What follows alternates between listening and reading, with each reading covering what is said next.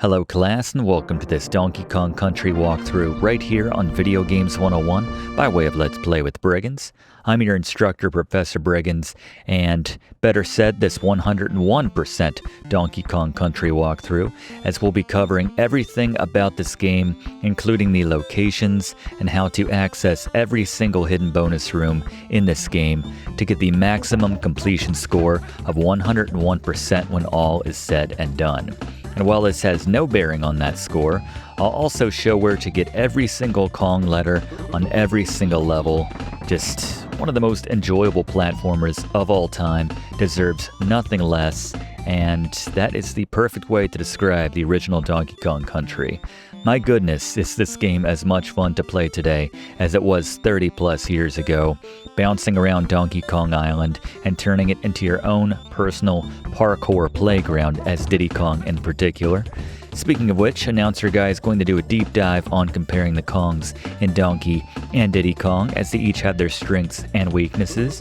But this game is just about perfect across the board, and that extends to its difficulty, as I'm going to give Donkey Kong Country for the SNES that just right difficulty score of a 5 out of 10.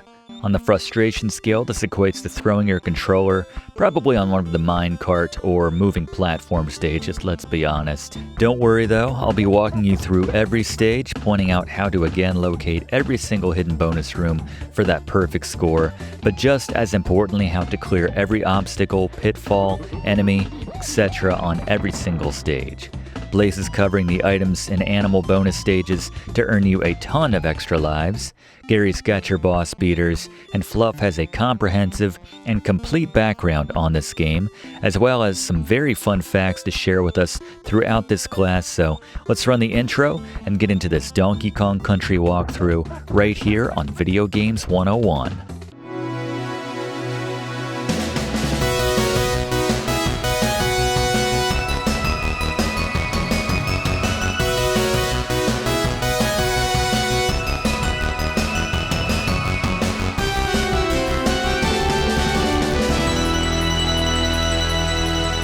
Alright, once we get into the game, we're going to hit the ground running, so before we do that, I teased this in the opening, but let's do a quick comparison between Donkey and Diddy Kong. It's time to play Getting to Know Your Kongs, Donkey Kong Country Edition.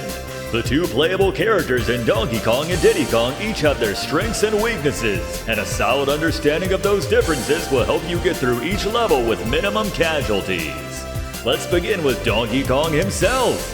DK the Gorilla is the slower of the two Kongs, but he makes up for this with his strength and weight, which manifests in the fact that he's a marginally faster climber and the only Kong who can defeat certain enemies from a jump on their tops.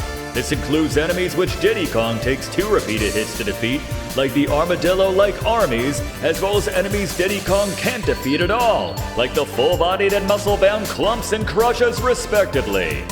While DK's climbing edge is unremarkable in this game, his ability to defeat virtually all enemies in this game with a single bounce on their topside makes him the best choice for some stretches of the game. DK also has an additional exclusive move of smashing the ground, though unless you're seriously deficient in potassium and are looking to get every single banana cluster in this game, it's not a practical move. It's also worth mentioning that DK picks up barrels over his head, which very occasionally is useful, but makes revealing bonus areas more difficult. Diddy Kong, on the other hand, is the smaller and faster character of the pair. Diddy Kong's speed translates to longer jumps as well, especially when combined with his superior cartwheels and roll jumps. He also picks up barrels differently than DK, holding them in front of his body, which provides an extra layer of protection, not to mention makes revealing bonus areas easier. With rare exceptions, you'll want to play as this agile spider monkey for the vast majority of this platformer, where your survival is typically predicated upon your ability to avoid or clear enemies and pits. The exceptions when the professor will advise you to switch to Donkey Kong are typically situations which involve narrow platforms patrolled by the aforementioned enemies, which Diddy Kong will simply bounce off of, oftentimes back into a pit. This has been Getting to Know Your Kongs, Donkey Kong Country Edition. Ride Diddy Kong for the majority of this game, but tap in DK when you need that extra weight. Good luck! Thank you, Announcer Guy. Excellent breakdown there as we take a look at the controls for Donkey Kong Country for the SNES. Swap your current Kong with A or select, jump with B, hold down Y to run or climb a vine faster. Note the kinda sorta special moves like the roll jump to make longer jumps more easily or grab otherwise impossible to reach items over pits, as well as a Donkey Kong specific move like the hand slap. One last thing before we get into the game, let's take a look at the Briggs notes for this Donkey Kong Country walkthrough, the keys to beating this game. Announcer Guy basically said as much, but I recommend using Diddy Kong for just about 90% of this game. Aside from being the better option and a pure platformer for keeping you alive, he's just so much more fun to play as, but I digress. Number 2, hold down Y to run 90% of the time in this game as it makes clearing enemies, pits, and other obstacles much easier and giving you longer, faster jumps. And finally, just follow along as we'll not only be showing you how to survive the toughest stretches of this game, but I'll show you again how to access every single bonus room in this game en route to achieving that brag-worthy 101% completion at the end of this game. The two things which impact your completion percentage every time you save are both how many stages you've beaten to that point, as well as the number of hidden bonus rooms you've accessed. Alright, with all that established, let's enter the first stage here in Jungle Hijinks. Hijinxes, excuse me. So first, grab a few bananas and check the state of our banana hoard. It is gone. Instruction manual explains as much. That is the overall quest of this game. I love it. No rescuing a princess this time. We just want to get back our massive banana hoard. We can pop back in our home to grab ourselves our first extra life. And away we go. You can drop down here with some force. Usually follow the bananas. They don't usually steer you wrong. You can jump on top of that barrel as the controls suggested. Let's not leave Diddy waiting any longer.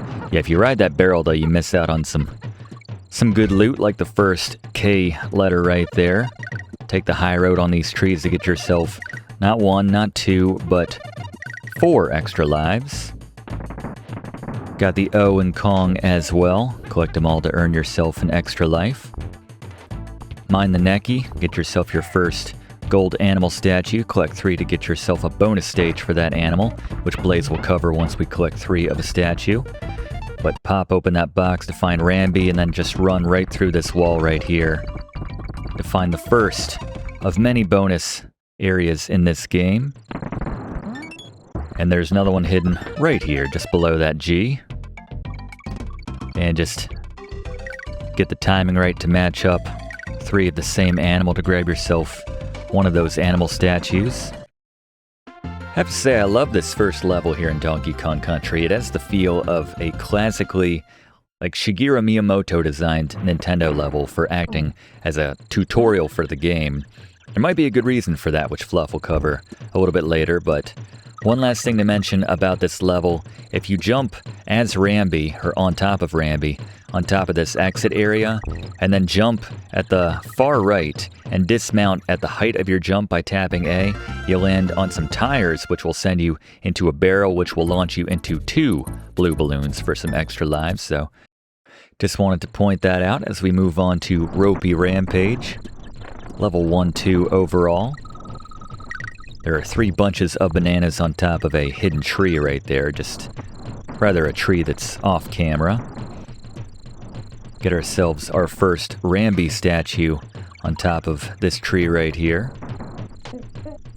And if you take a leap of faith, you can find also bunches of bananas hidden all over this game if you know where to use that ground pound move. But drop down right here in between those trees to find an auto-firing barrel, to find yourself the first bonus area of 1-2. And you grab yourself the N letter as you're heading out here. There's actually one through the normal stage as well, but we're going to launch right over it. Would have been right there, but anyway. So bring this tire over here and you can jump on top of... Get that army out of the way. Roll it over here and jump on top of this tree and then drop down to find yourself a Winky statue. and swing across Tarzan or Indiana Jones or whatever style you prefer, and then drop down. It'll drop a faith that time. And now we just have to, it's kind of the shell game, I guess, if you will. Just keep your eye kind of untrained on all the barrels at once. To see that it was dropping in that leftmost barrel there. Very easy one-up for us. Another easy one-up is to grab the G, which is just waiting on a tree just before the exit here. There's a couple bunches of bananas on top of the tree over there to the left as well, for what it's worth. Need to do a very generous roll jump. There's actually a good chance to see, nice safe chance to see just how far you can go with that roll jump. Just like that. This game is just too much fun to play sometimes. The controls are just so fluid. Absolutely love it, but moving on now to Reptile Rumble, our first cave level here in Donkey Kong Country. Let's check in with Cranky real quick. He'll give us some tips, sometimes level specific, other times just more on a general sense for the game. We'll let him go on and on a bit more in the future, but let's move on right now to Reptile Rumble.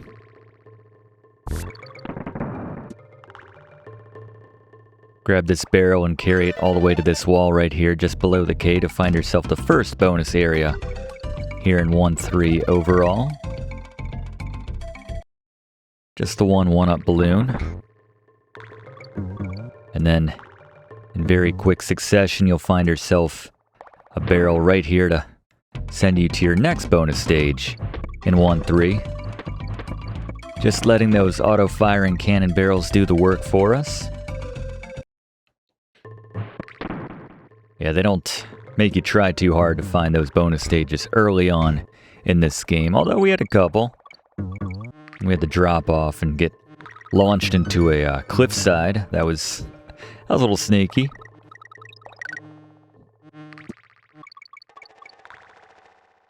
Got the checkpoint barrel up here as well as the N. And then couple barrels. This one is to be used to uncover the third and final bonus area of this particular level.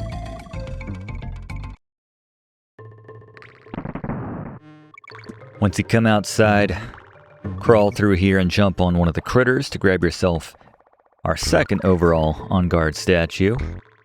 Might be your first if you went for matching a different animal friend in that match 3 minigame we had earlier.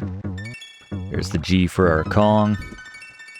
And there you go, and now we're coming up on one of my favorite pieces of video game music of all time, so just follow along. Out of respect, we're going to let this one breathe if you don't mind.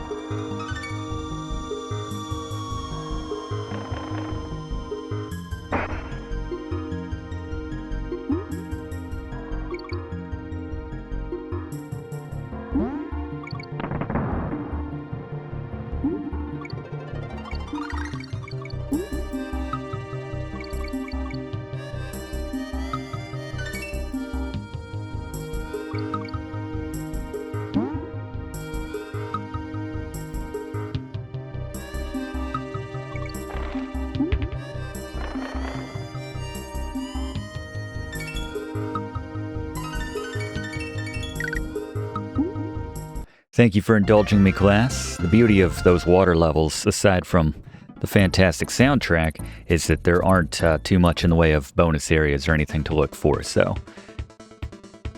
Save for a couple walls we could go through to find some bananas and a gold statue, but anyway, here's the Blaze-inspired Funky Kong here, or is it the other way around? I'm not sure, but anyway, anyone recognize that sample right there? Fluff will talk about that a little bit later, but we can use Funky Kong's flights here, his flight barrel, to revisit previous worlds, which we've already completed. Not something we'll have to do, hopefully, as that means we've missed a secret at some point. But anyway, here on Barrel Cannon Canyon, go down there to grab yourself a golden Winky statue. Almost have our first 3 right there, and we have a little shortcut by taking the top row by way of these barrels. And you can see right there, got our second Rambi statue as well. And then at the end of this, we want to go back, actually, because we missed a bonus area. So jump over that, drop down into this one, and then when that auto-fire barrel is out of the way, you blast into the wall right there to find yourself the first hidden bonus area of level 1-5. As these barrels move faster and faster, making it more difficult to line them up for the next shot. Note that you don't have to clear the bonus area for it to count, you just have to access it the first time, so for what it's worth. Grab this TNT barrel right here and then take it back one little plateau there and drop it in to find the second and final bonus area here on 1-5. And if you shoot on the left, you'll find an Enguarde statue, the third in our game. So let's go to Blaze for information on Enguarde and his bonus stage. It's Blaze's best year in Item Sky. Alright, there are 5 friendly animal pals throughout Donkey Kong Country who will help you. These include Squawks the Parrot, who will light the way for you later on in a specific stage in the game, but I thought I'd cover the 4 which you can ride, especially in the context of their bonus rooms. With that in mind, let's begin with Enguarde the Swordfish. First things first, every Animal Friend specific bonus room features a giant golden statue depicting them, which is hidden away. If you can locate and collect this before the timer runs out, it will double your current total of gold figures you've collected at that point on the bonus stage. For Enguarde stage, the doubler is located through the hidden passage in the rock in the center of the stage on the bottom. You'll obviously want to save this for late in your run for a bigger bonus, as at the end every 100 figures you've collected will award you another extra life. Regarding Enguarde, this friend doesn't require you to hold down anything to speed up, but tapping Y or B while you're riding or controlling him will cause him to burst forward. He'll also automatically do this when an enemy makes the mistake of swimming right in front of him, as his nose will make short work of most anything it comes across. Thank you, Blaze. Want to point out actually something real quick. If you jump on this left brown critter and then go to the left at the peak of his jump, you can land on a palm tree and then jump to go into an auto-firing barrel, which will basically just take you across the entire top of the screen all the way through to the end. Also gives you an end, so... And then once you come out on the other side, you'll find the G to finish your Kong collection, so not a bad shortcut considering we've already gotten all the bonuses in this stage. Want to mention that. Also want to mention that the timer on those animal bonus stages is not actual seconds. Those are sped up seconds for what it's worth. You'll definitely feel that as it gets closer, and this is where it would pop you out with that shortcut. But coming up on our first boss, so we're going to save and let's go to Gary for the first time today with tips on the first boss here in Donkey Kong Country. It's Scary Gary's Boss Beaters. Like a few games we've covered in the past, the bosses here in Donkey Kong Country are amongst the easiest parts of this game. I like to call them Nintendo easy, as in games from Nintendo themselves like the bosses from the Super Mario or Legend of Zelda series. They're fun, but let's be honest, they're the least of your concerns in this game, almost acting as a respite from the most difficult platforming sections. Very Gnawty is unsurprisingly the easiest of the bunch, and like most of the bosses in this game, the strategy is to just jump on his head. Diddy Kong is the recommendation for his ability to jump and move around faster than Donkey Kong. Just jump on BG's head, give him a beat to do his doofy laugh while you bounce wide, then repeat.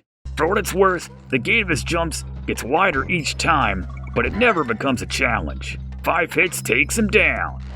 Thank you, Gary. And we have our first Winky sighting here.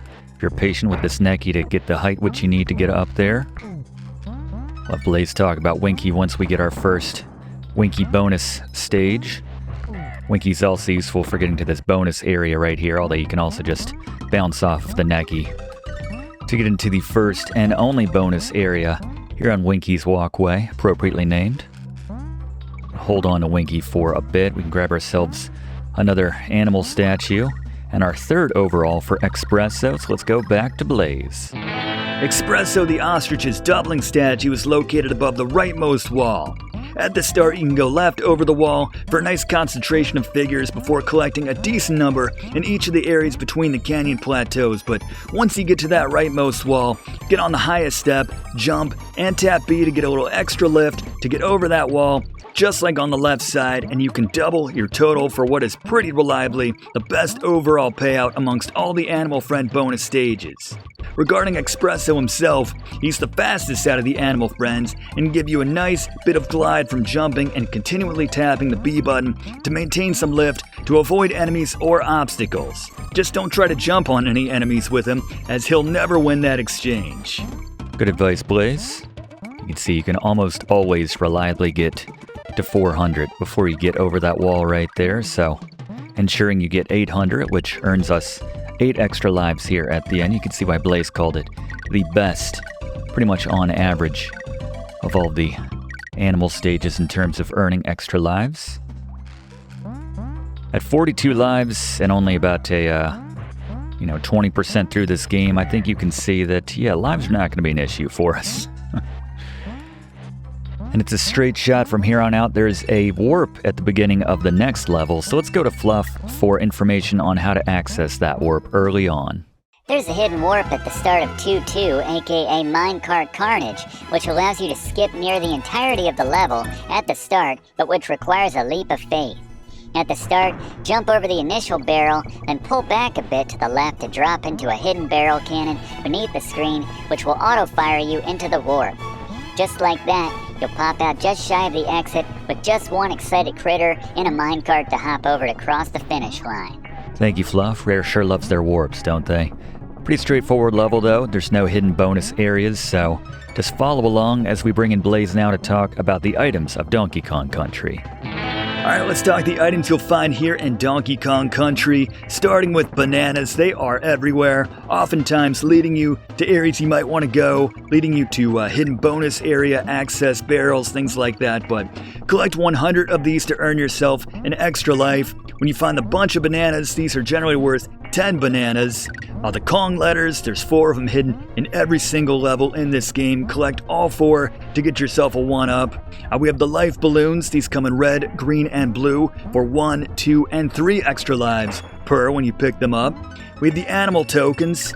Collect 3 of the same one for a bonus level featuring that animal. And then we have the barrels. There are a number of different barrels you can interact with here in Donkey Kong Country. In addition to the barrel cannons, which will either allow you to fire yourself out of them, or it can take you to a secret area, as well as the continue barrels, which act as the checkpoint per level. We have the DK labeled barrels, which will replace either Donkey or Diddy Kong if you've lost them at that point in that level. You can pick these up if they're on the ground for what it's worth, kind of use them as a practical weapon. There's also regular barrels, which you can roll along the ground until they hit an enemy or a wall. In the case of the latter, you can reveal bonus areas if you hold one in the right area. With Diddy Kong, just walking into an applicable wall will reveal a bonus area courtesy of how he carries that barrel versus Donkey Kong. The steel kegs don't break, allowing you to bounce them off of walls and even hop on and ride them. And lastly, the TNT barrels can be used to create a small explosion where you toss them. These barrels are the only ways to clear out the enemy-generating drums you'll find late in the game, but there you have it, the items of Donkey Kong Country. Thank you, Blaze, and how about Rambi's stage? Rambi the Rhino has the toughest doubler statue to get to out of all the Animal Friends bonus stages, as you need to go to the start, jump on the igloo's door, then platform across the top row to find it in the hidden area in the top right. Don't get too greedy with collecting the regular figures, as you need to make sure you leave about 50 ticks on the clock to start making that journey across the top row to get to it in time. Regarding Rambi himself, Rambi the Rhino is a nearly indestructible animal friend, which can destroy the majority of enemies in this game simply by making contact with them, either from jumping on or plowing straight into them.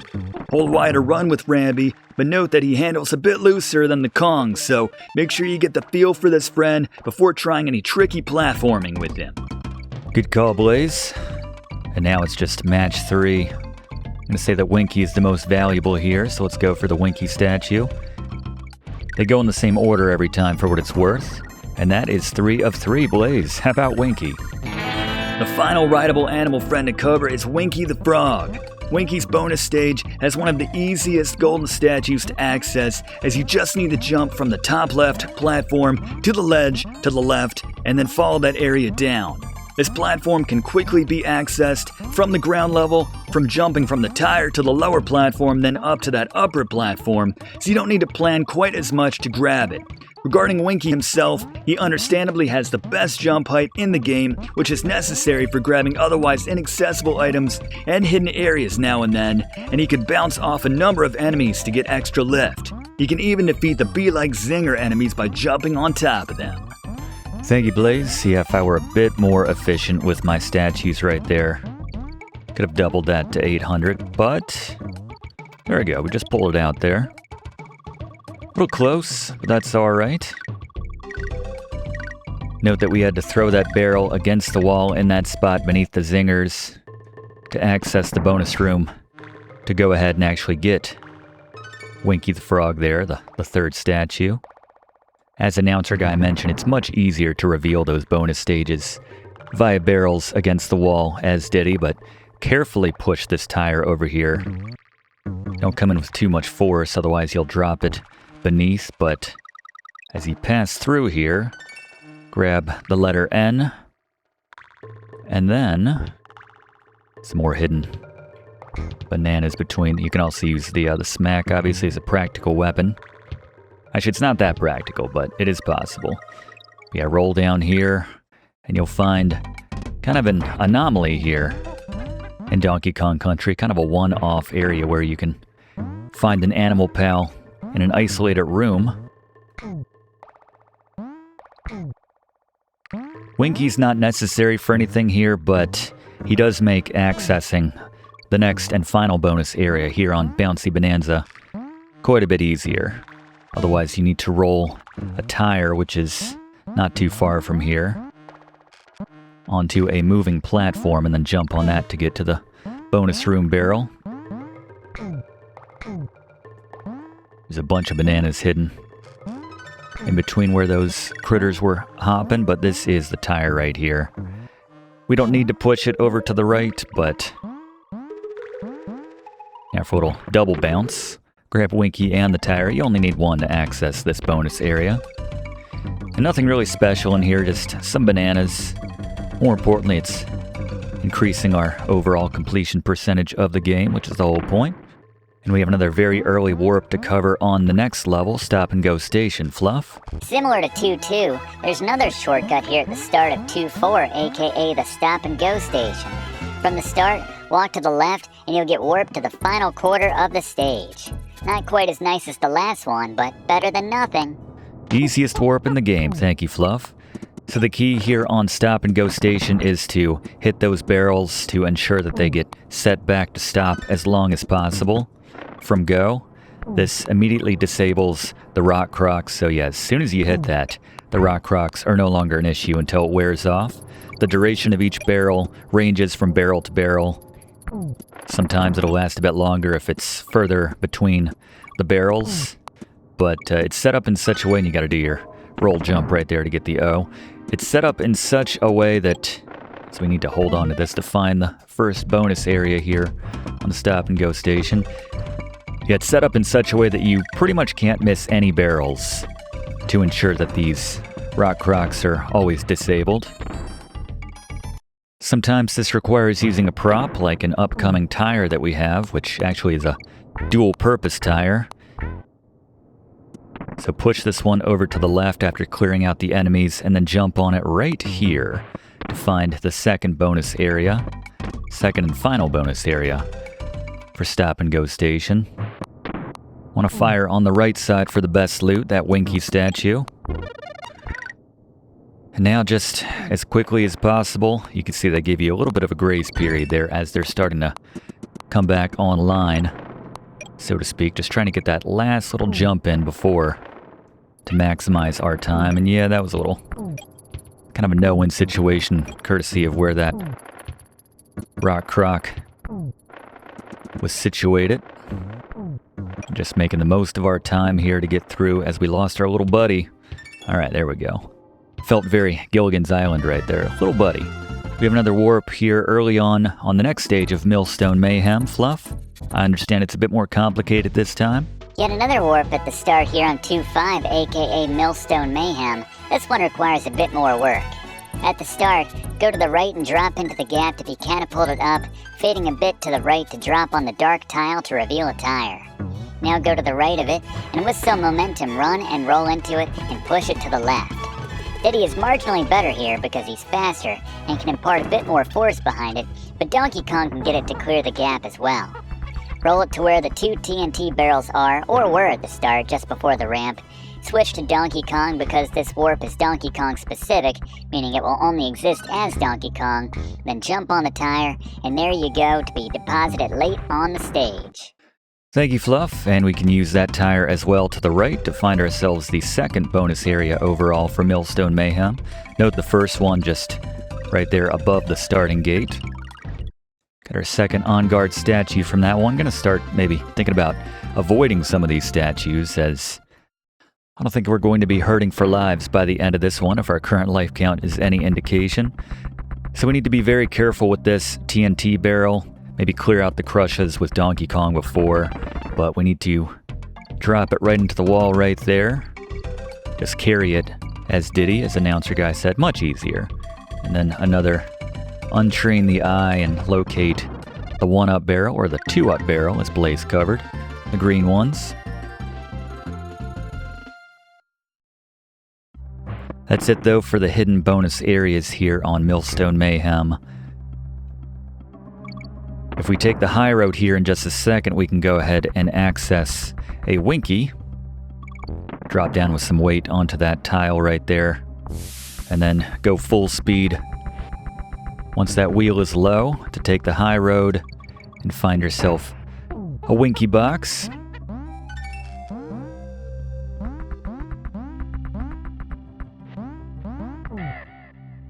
Love the lift you get with Winky there.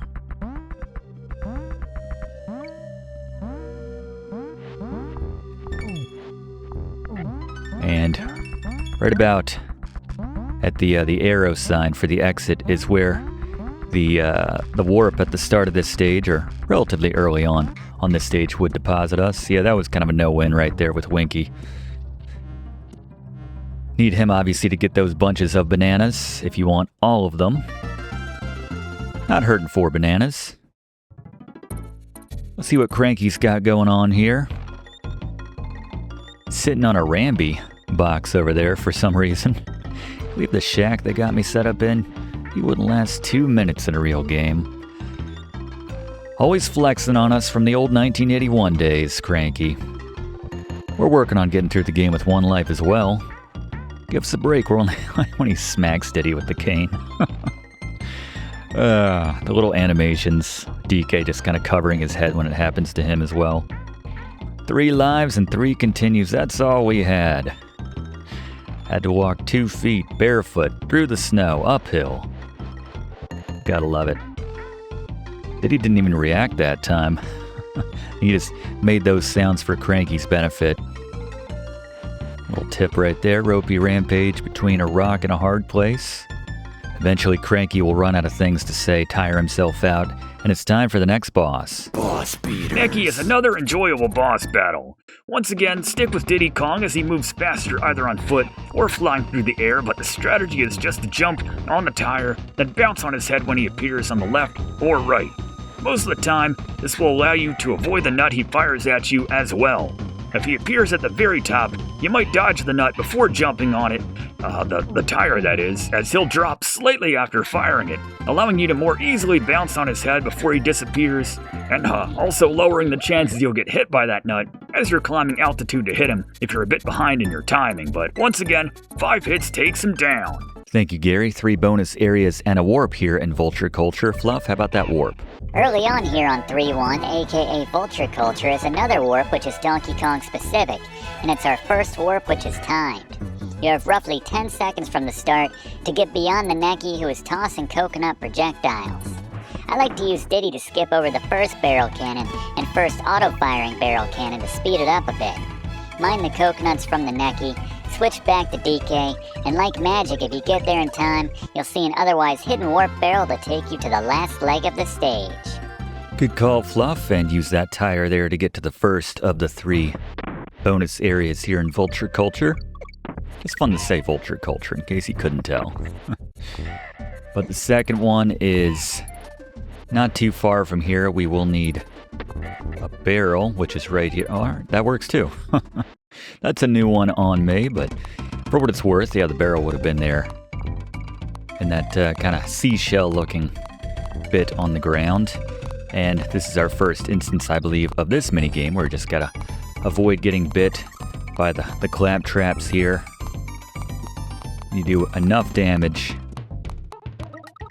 you'll clear them out and get your prize for defeating them. Not too difficult in the form of an extra life. They get more difficult some of the later instances of that, especially when we get one late in the game where it's 3 clap traps all lined up together, so in a very tight quarters, but plenty of time to talk about that once we get there. Final bonus area isn't for a bit here, just using these barrels, which come in all different sorts of behavior here in Donkey Kong Country. Sometimes doing the full 360, sometimes doing different speeds. Just waiting for the Necky to be on that right side. And go underneath that zinger right there, and we need to climb this little platform and drop down like so, and then use this barrel to smash out the wall to the final of the 3 bonus areas. This is one of the earlier instances of one of the letters being found exclusively in the bonus area. I think we had our first instance maybe in the last level, but certainly the case with the N right there. And now a pretty straight shot. Just blast into the mini Necky as you come out of this barrel, and on the next stage at the start we have a bonus area, and just as importantly, we have an early warp. So back-to-back warps. Fluff? We only have one shot at this warp on 3-2, aka Treetop Town. Right in the center of the first tree we come across to our right from the start, just above the top of the screen is a tire, which you can only access by bouncing off of the flying Necky. It's difficult to situate your gorilla or monkey right in the center when you can't see them, but if you could find the tire, jump straight up to get warped to the final stretch of this stage. Good call, Fluff. Not doing any of the warps in these runs, obviously, because we don't want to miss out on any of the bonus areas, which they almost always skip over. And the final of the bonus areas here on Treetop Town requires just a drop of faith, essentially, as you will see midway through the stage. But as we're working toward that, just follow along. And let's go back to Fluff, this time for just some background on Donkey Kong Country for the SNES. Fluff?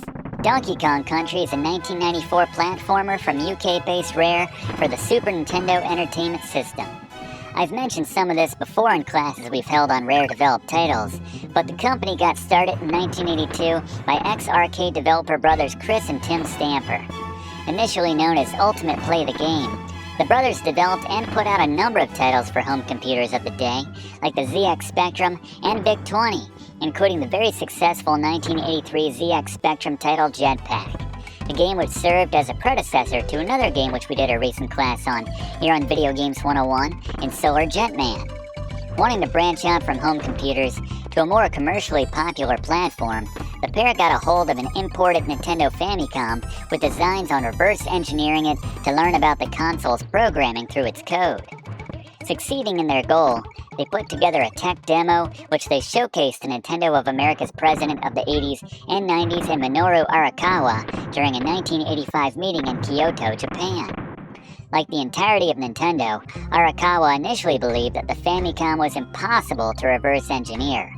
When proven wrong by these brothers from Leicestershire during their demonstration, he was so impressed that he granted their company a Nintendo developer license on the spot. Now going by the name Rare, the company made a variety of successful titles for the NES. While some developers stuck to one genre, Rare made a name for themselves by the diversity and quality of their titles, making the sword and sorcery platforming cult classic in Wizards and Warriors in 1987, before turning around to make the 2+ million copy selling racer RC Pro-Am months later in 1988. Their output immediately ticked up as Rare averaged over a dozen releases in each calendar year of both 1989 and 1990 for a variety of publishers before making the concerted effort to slow down in 1991 to focus more on quality over quantity, a move which coincided with Nintendo's release of their next-generation 16-bit Super Nintendo Entertainment System. This brings us to the beginnings of the Donkey Kong Country story, one which I'll continue a bit later. Thank you, Fluff. Looking forward to that as we ride the rope through a sea of zingers. Despite the fact that DK may be marginally faster on the rope than Diddy, you can see. Just stick to that track, you'll be just fine.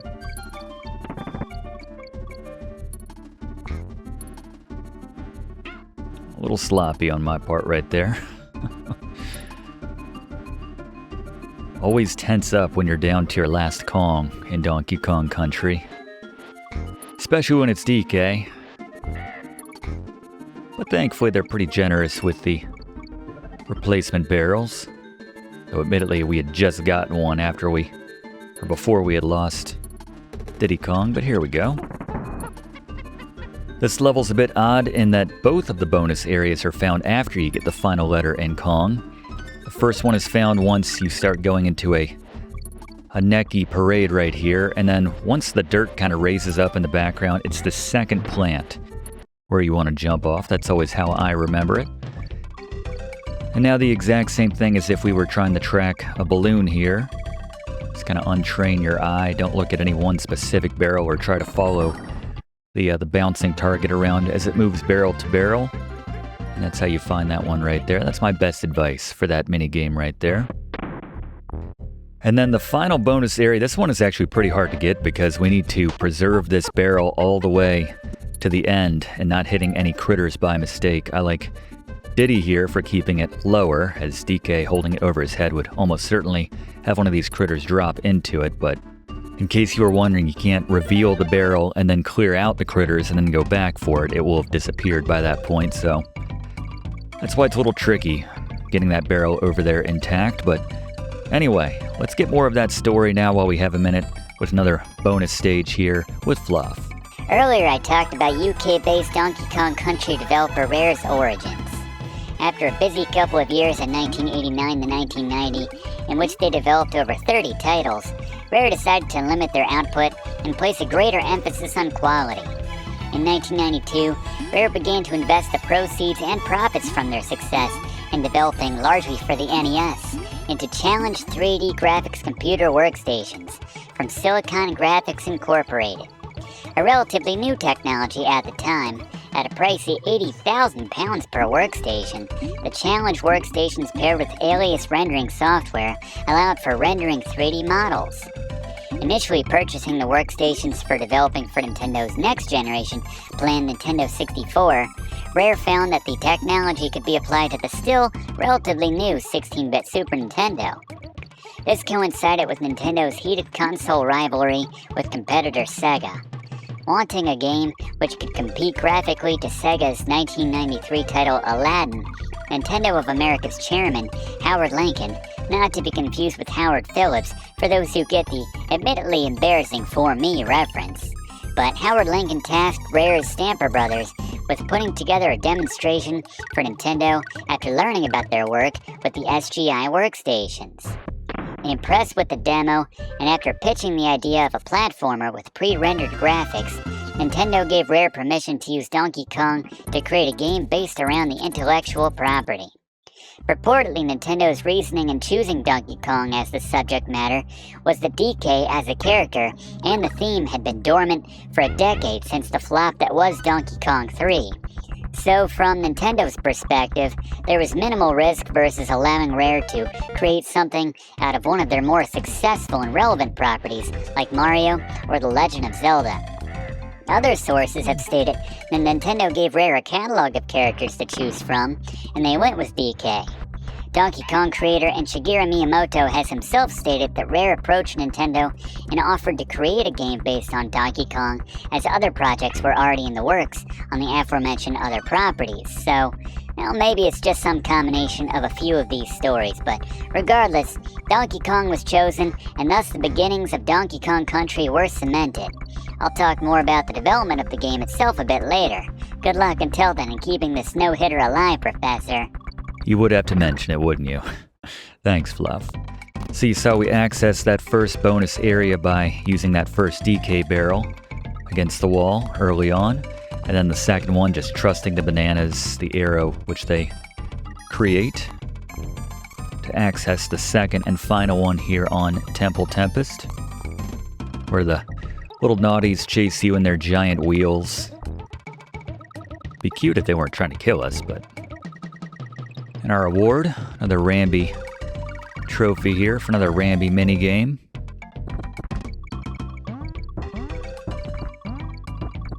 We'll make more of a concerted effort to avoid these in the future.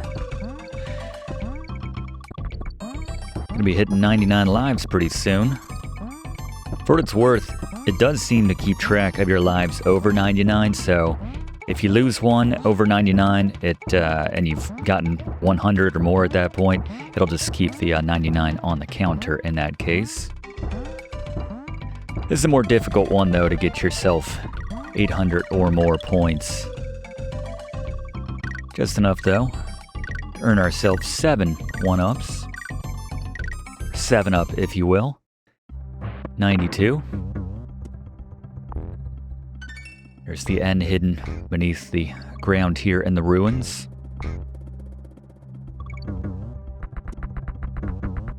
And he will come for us as soon as we cross over top of him, so... Another reason why Diddy is a good pick right here. Not worth going back for that bunch of bananas. Or that one.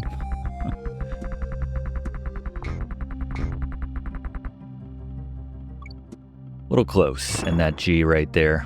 You can drop down. There's the barrel, which will send you back up. Moving on to Orang-utan Gang. I believe this level holds the record for the most bonus areas in a single stage. There's 5, so yeah, it has to be. Far and away the most bonus stages of any level in this entire game, so... At the start, we'll need our buddy Expresso to get over and access it. It's actually just beneath the beginning of the stage, but we can't access it without the wings or feathers of Expresso, so we have to go quite a ways to the right before we can access that animal pal and then hopefully maintain him to get back to the start. All the way on top of this little hill right here. Just flap over most of the danger. Not a bad idea to clear out most of the enemies as well, as they will not respawn, in case you were wondering. Yeah, from right there, jump and fly to the left, and yeah, just directly beneath where we began the level. Now we have to spell out each of our animal friends' names for a gold statue each. While we're doing this, let's bring in Fluff for more background on Donkey Kong Country for the SNES. After getting the green light from Nintendo, Rare began development on Donkey Kong Country in earnest in mid-1993. Purportedly upon an early demonstration of the graphics presented to Nintendo's top brass by Rare, there were concerns at the graphical approach, with the creator of the Game Boy and Gunpei Yokoi complaining that it looked too 3D. Ultimately, the most important voice in Shigeru Miyamoto expressed his support, so production went on as planned with the title operating under the codename Country, based on Rare's location in the rural Leicestershire, UK community of Twycross. Boasting a population of less than 1,000 at the latest census, Rare's headquarters was certainly located in the country, a term which led to the title Donkey Kong Country, although I'm sure the alliteration in that title didn't hurt either. While Miyamoto contributed input from time to time, like the addition of DK's ground slap and his trademark red tie, Rare was mostly left alone by Nintendo, a rarity, if you'll forgive the pun, versus most games based on Nintendo's original properties, and DKC was the first Donkey Kong game to neither be directed nor produced by Miyamoto.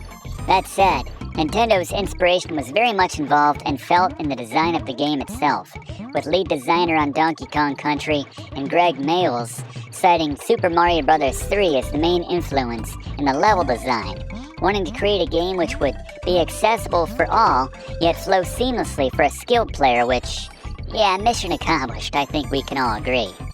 One of the notes which Nintendo did have ahead of the game's release was to reduce the difficulty slightly to appeal to a wider audience, citing that the many secrets in the game, in the form of bonus rooms and much more, would satisfy the more skilled and hardcore players.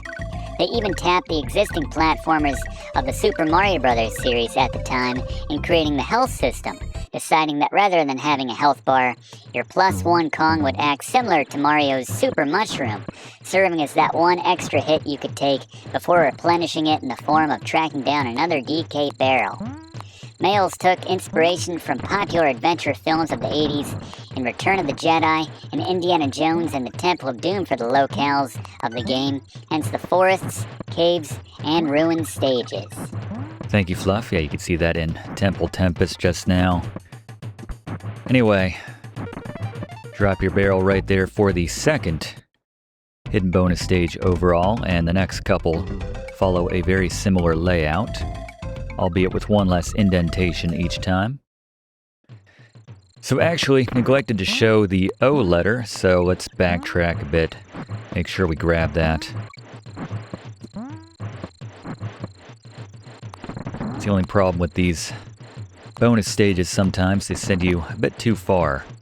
You end up missing out on a couple small things. We're doing all these bonus areas in order, linearly. I was ready to hop off of Expresso in that case right there, but there's the O. And we'll need ourselves a barrel to access this next one, but there is one waiting for us just above that area. Just gotta watch out for the Donkey Kong, which is tossing those barrels. Once we pick it up, he's gonna be tossing some barrels, which are gonna be coming down the pike as we're holding our barrel right here. So, wait for the gap and then drop down. And then it's in the second gap right here, just against the wall, and looks a lot like the last one of this variety, only, as mentioned, with 2 indents in the floor this time. Not much of a prize, but again, counting toward that overall completion percentage. So grab that same barrel, take it over to this wall this time, to find the final one, of this type at least, and there's your G. And then we'll use this barrel one last time, but I recommend clearing out that Mankey who's been tossing barrels at us up here before we... Alright, a little sloppy. That's alright. So take this over, and this could be a little tricky, getting the angle on the toss just right. You can see it doesn't automatically trigger.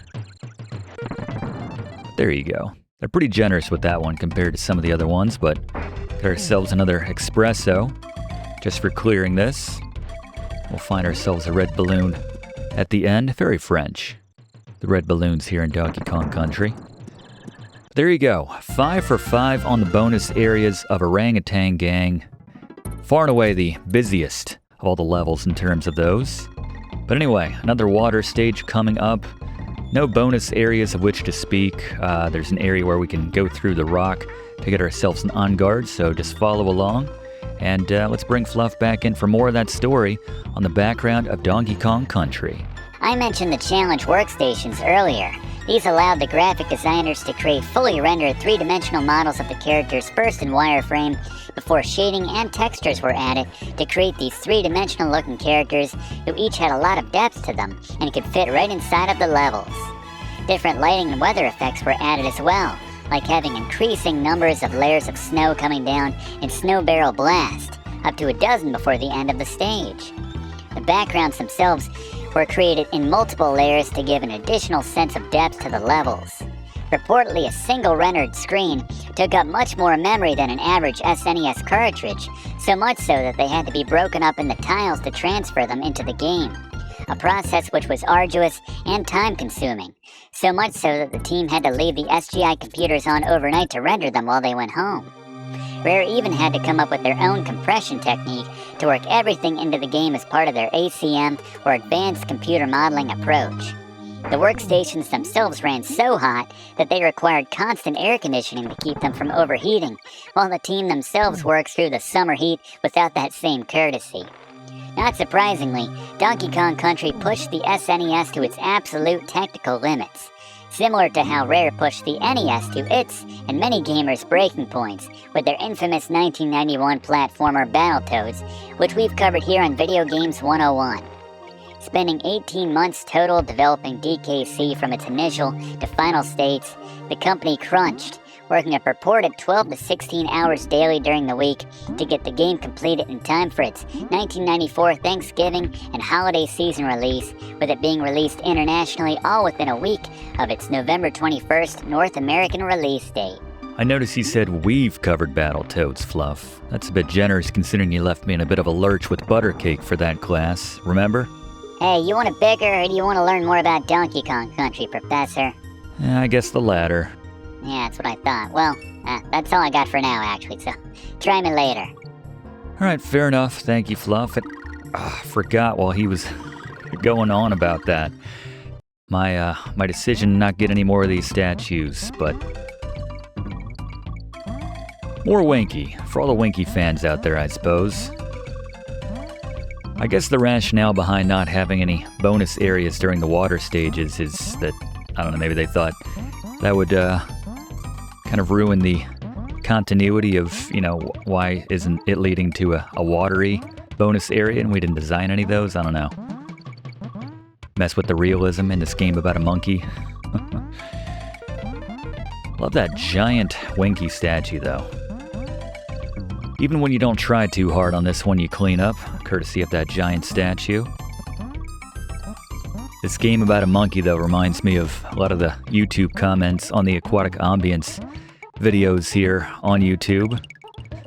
Just people making the joke that Rare giving the orders to David Wise, yeah, we need music for this water level in this silly game about a monkey, and then just the superlative of David Wise turns in the greatest composition, encapsulates the voice of God in 16-bit video game music, essentially. They're not wrong. Love Enguarde, though. Who's your favorite animal pal? Did I already ask that? Let me know with a comment, class. I love Enguarde for that automatic stab which he does when an enemy swims in his path.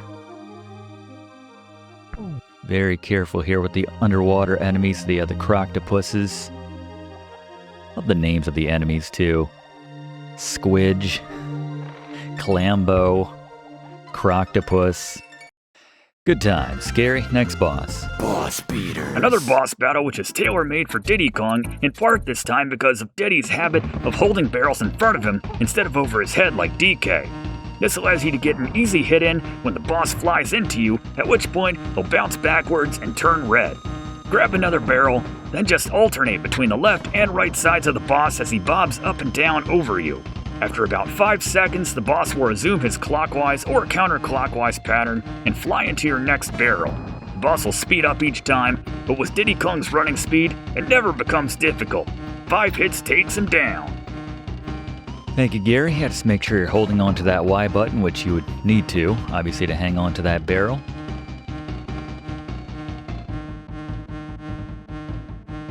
Shout out to that drop the barrel mechanic, by the way, on the controller. Never used that once in my life, I don't think. But it is a thing outside of the context of teaching. Just like DK's ground pound type slap move. Just not that practical in the context of actually doing anything in this game. But anyway, Snow Barrel Blast, a very impressive stage visually. Be patient here at the start for this Necky to get in position.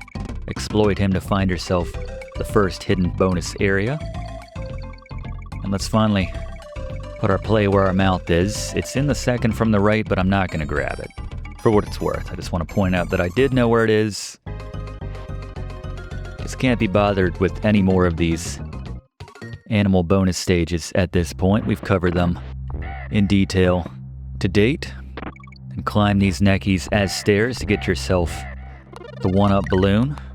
You can see I mentioned this earlier, but they do not linger, the one-up balloons. Now, got some quick moving traffic there in the form of some Neckies. As conditions are getting worse, we saw this in the forecast. They were calling for some snow. Could get a little rough by the end of this one.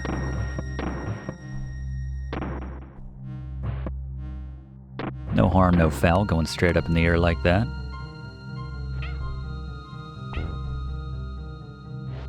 Well, Neckies sound like Diddy Kong when he gets hit. So we need to do another drop of faith to find the next hidden bonus area. Going back over this cliff. Alright, that was sloppy as well, but that's alright. Crusher got Diddy, but we got ourselves the letter O if you get right in the middle.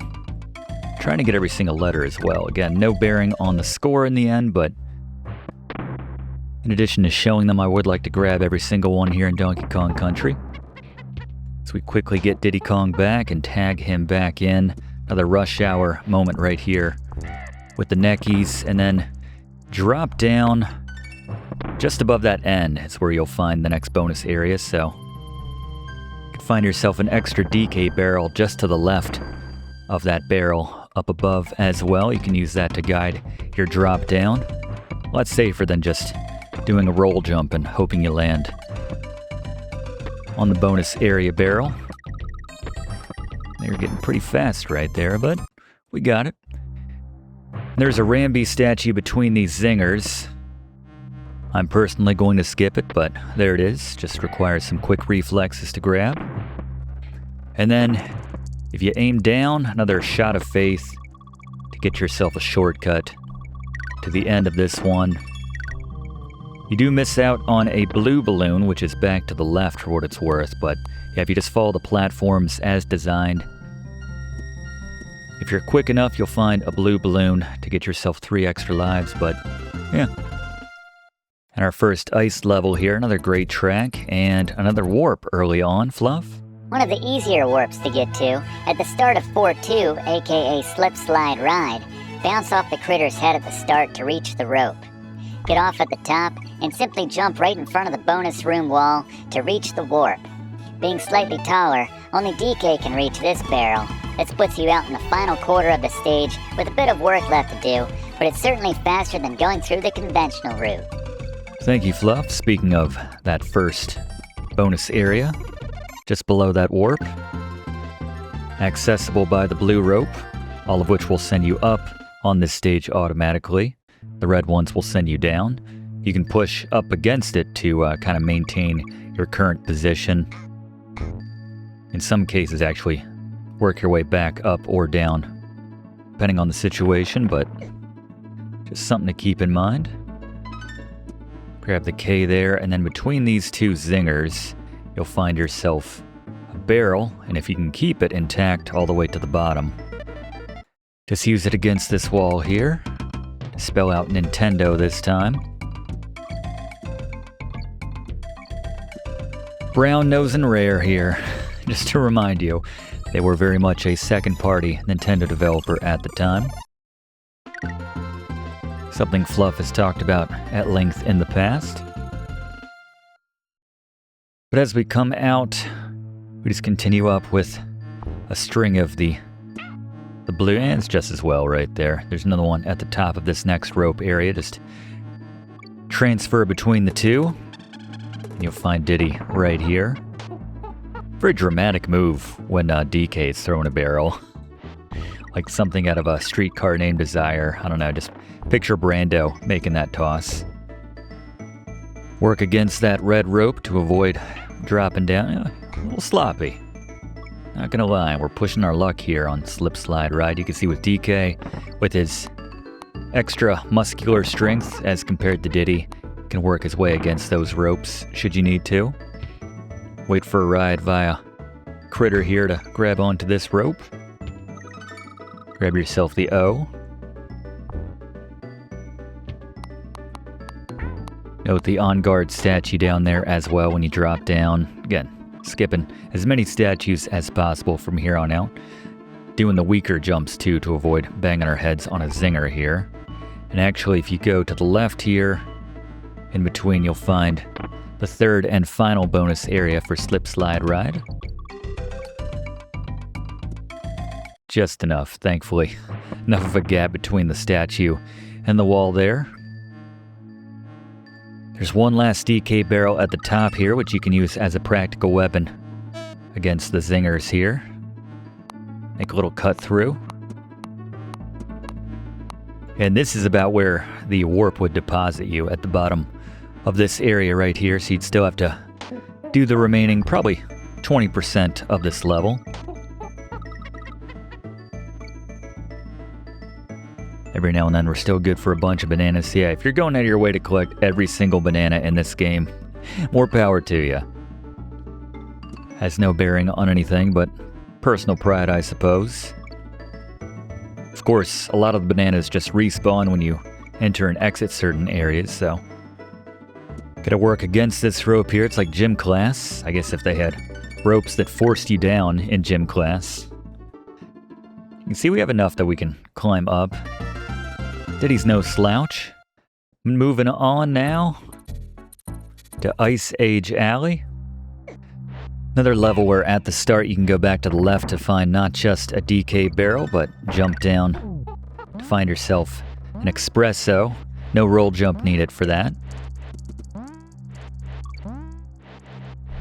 And to grab yourself the bonus, you can ride up those Neckies, or you can just hop off of the Expresso. Note the Expresso statue there in the middle. You can maintain your ride at the end of this one, so no harm done. Except for that last Expresso. Not sure what happened to that one, but it's dead to us, class.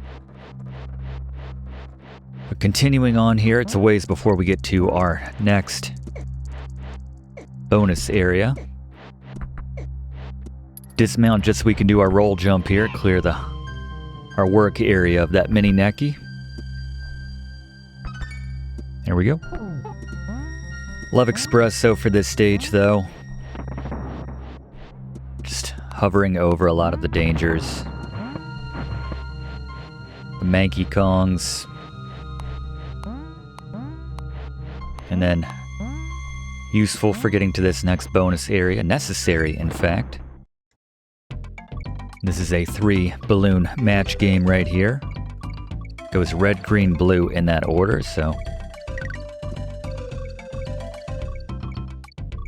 Another fantastic track right here. Just one I find myself humming on and off in my everyday life. Not gonna lie. I also do this when I'm wearing a ball cap every now and then. Just flip it up in the air to spin it and make that face that Diddy Kong does. Cards on the table here, class. Some real talk, but the final letter here in the G, just before the exit.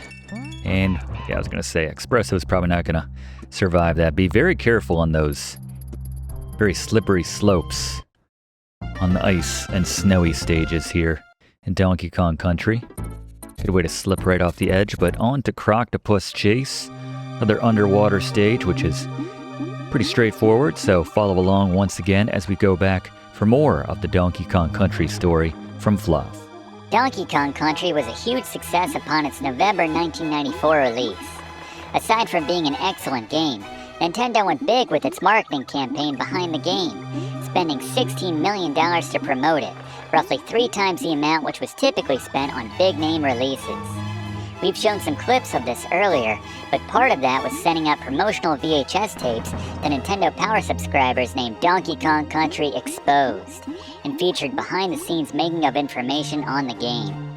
Before that, Nintendo revealed Donkey Kong Country at that year's Consumer Electronics Show, unveiling the game at the end of the conference and surprising an eager audience at the end of the presentation in revealing that it was not a Nintendo 64 title, but an imminent release for the current generation Super Nintendo. Part of the marketing emphasized that Donkey Kong Country was made with the same SGI workstations which were used to create the dinosaurs from the previous year's box office smash hit Jurassic Park. As I previously covered, Nintendo was in peak competition with rival console developer Sega at the time. In fact, it was set to release Donkey Kong Country just a month after Sega's tentpole release Sonic & Knuckles for the Sega Genesis, so Nintendo needed DKC to be a hit.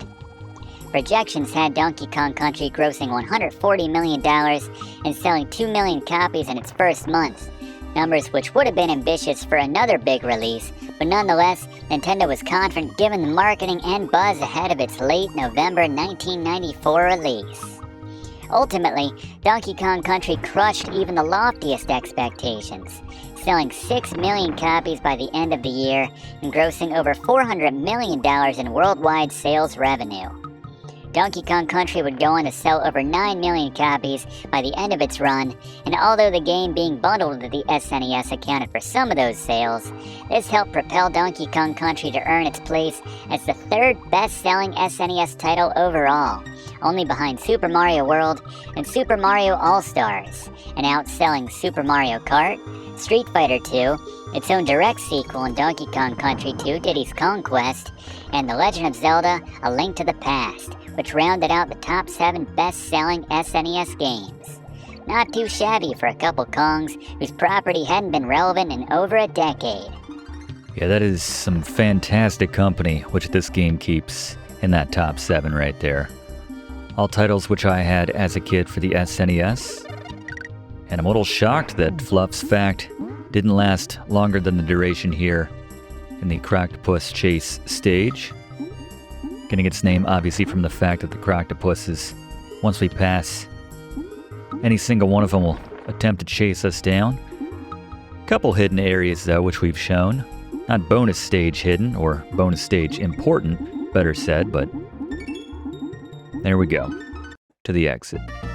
They'll still award that one to us, even though we were in a bit of a rush on our way out there. See what Cranky has to say this time. Brought back those bananas I loaned you.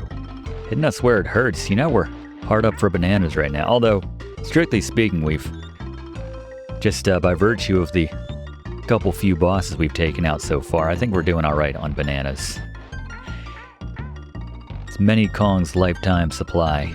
If anything, Donkey Kong is a banana hoarder in this game. Filling up that cave with his riches. Should we tell him that the shelf life of bananas is only about a week or 2 at most? So, not the most practical hoard to keep, but they make him happy, class. As does apparently smacking Donkey Kong with his cane for Cranky. That's about the size of it. So we have our sole appearance of Squawks the Parrot here in Torchlight Trouble. Our next level here. Mind the blinding effect when he switches from right to left.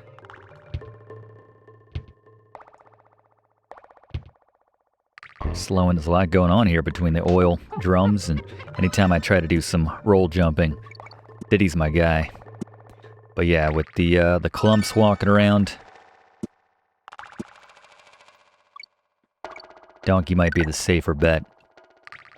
Can't switch over between the two Kongs on most platforms in this game either, for what it's worth, so something to keep in mind.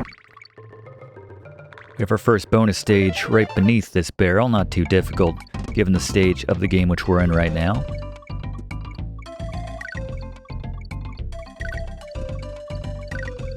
Right here, we're going for the balloon, but there is a bonus stage coming up soon where there are back-to-back bonus stages. It's probably the sneakiest one in the entire game, where you're kind of forced to match 3 bananas, because that will result in a barrel, actually, as part of your prize. And you use that barrel to access the subsequent bonus area, which is just right off of the wall of the existing one. It's very sneaky. My hat goes off to Rare's development team, whoever came up with that in particular. Hold on to this barrel, though, for the final bonus area of Torchlight Trouble. And all I really care about is the G right here, so do a roll jump over the edge to grab yourself that.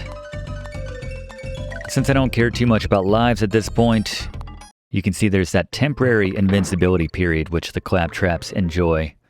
So just something to keep in mind when you're doing one of those minigame type stages there. Let's save our progress here at Candies and get a read on our completion percentage. I'm going to say just north of 50. Oh, 62. We are right on schedule, class. Looking good. Haven't missed anything yet. I can confirm. So let's move on to Rope Bridge Rumble and a leap of faith to find yourself the hidden bonus stage, or the first one here on this level at least, one of 2. And if you get to the end, you'll find yourself a Winky waiting for you, a box Winky. Makes grabbing that K a little bit safer, makes interacting with zingers in general quite a bit safer.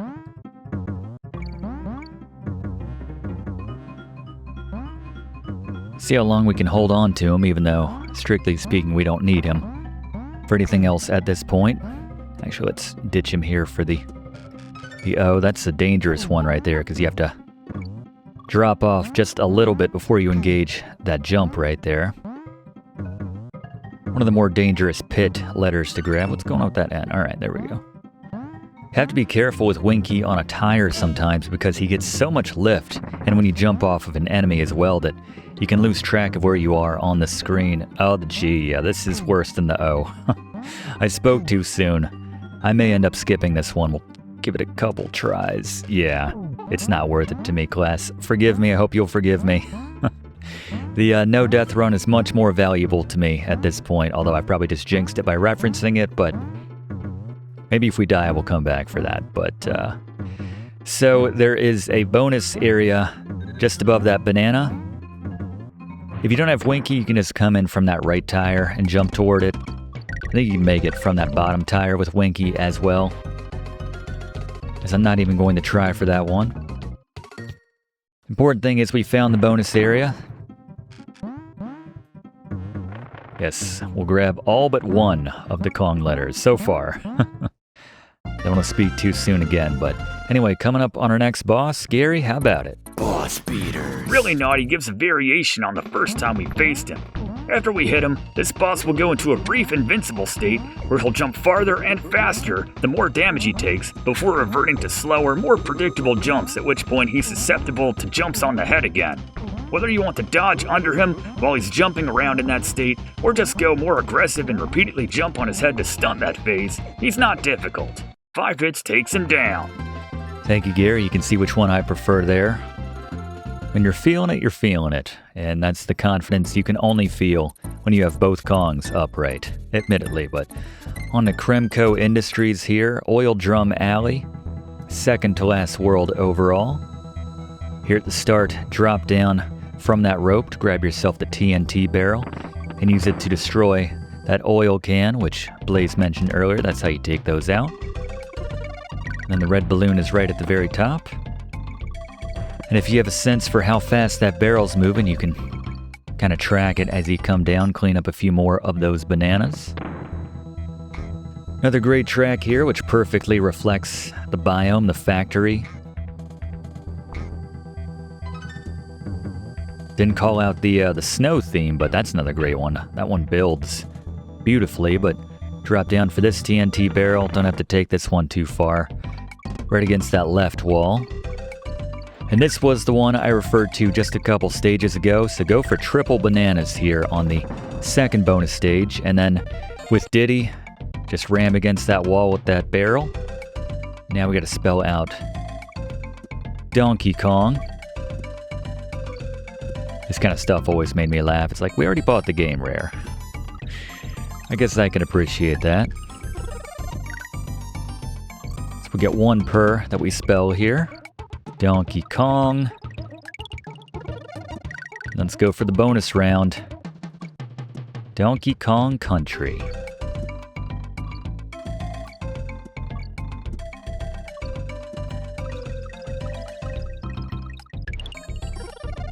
Beautiful. 6 1-ups right there. And more importantly, found, as I mentioned, probably the sneakiest of all of the hidden bonus levels in this game. There's one more to be found near the end of this one. So pretty busy, 4 overall. Grab this tire though, and move it over to the right.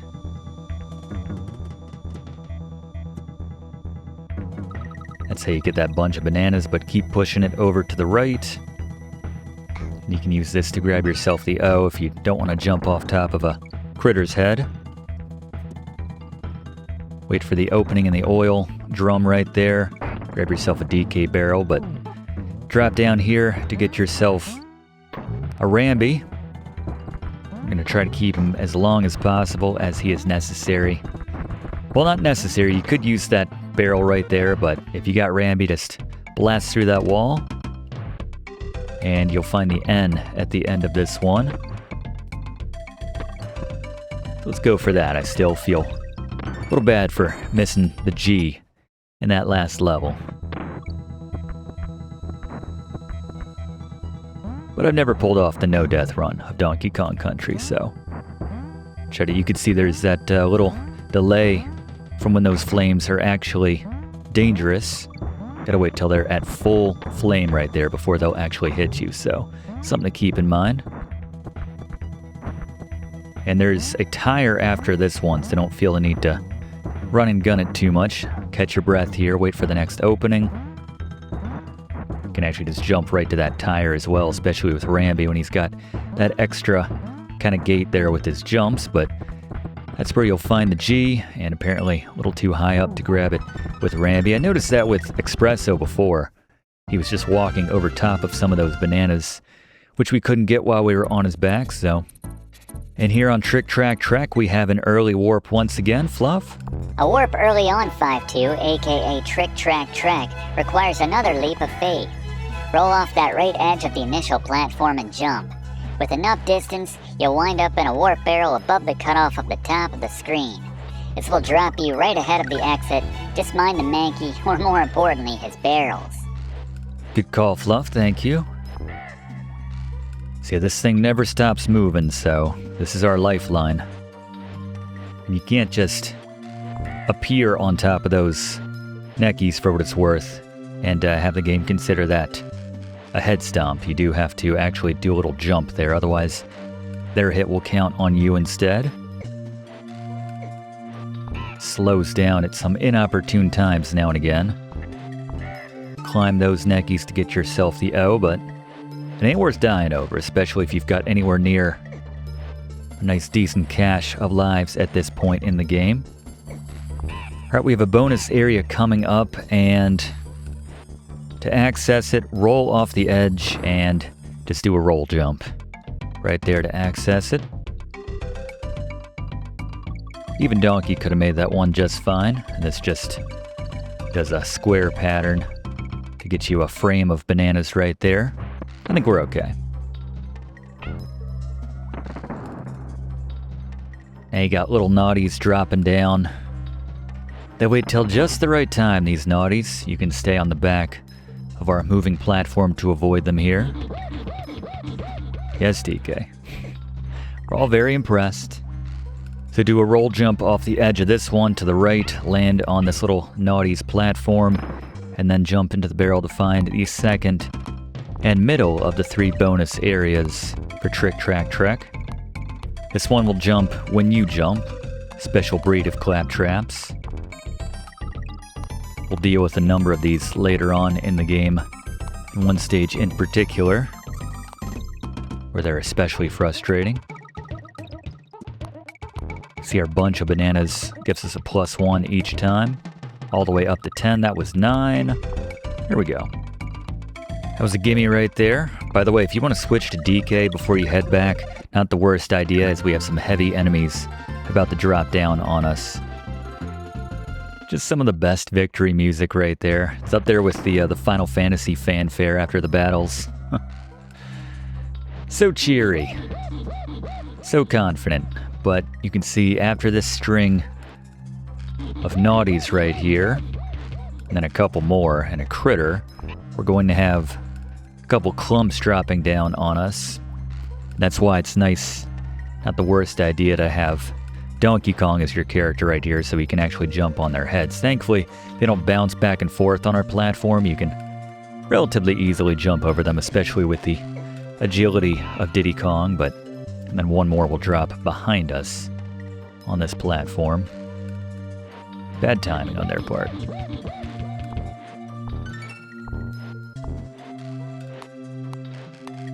And then the G's coming up here in just a moment. There it is. And then we have a Crusha, which probably the most dangerous of the enemies to contend with on this tiny platform. Mankey's not too bad. He will turn around, but not a threat at that point. So there's the Crusha. Just hang out in the back and he'll get jostled loose once you make that first turn right there. And then the final hidden area, gotta take out this Mankey, like so, and then it'll roll right off. Grab yourself the Winky statue if you like. These are quick enough to grab, so.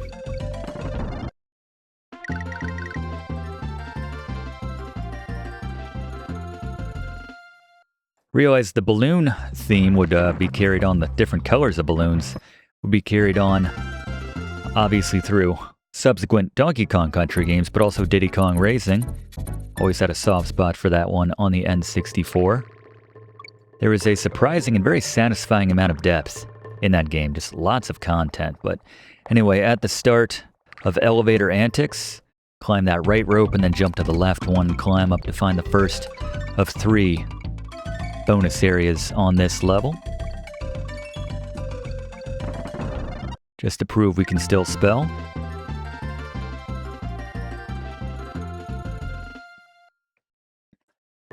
And we got the K on the rope to the right of the one which we jumped from, right here. Just love that Necky sound when you take one down. They sound so surprised. As much as I love Diddy's celebratory bonus stage music and animation, I love his cleared a stage animation and music in Donkey Kong Country 2 Diddy's Conquest. His and Dixie's, actually. Diddy with his boombox, and then Dixie with her electric guitar playing with her hair. It's a fantastic game. I'm looking forward to doing a class on that one, but jump high at the top of that right rope. Find the second bonus area for Elevator Antics. And I don't think we have any of these Expresso statues yet, so we'll go ahead and grab that. There you go. Every time. Just makes me laugh. So we got the coal elevators here. And the second grouping right here, you can ride this one down, and on the left you'll find the N for this stage. And then there's another one going up at the exact same pacing.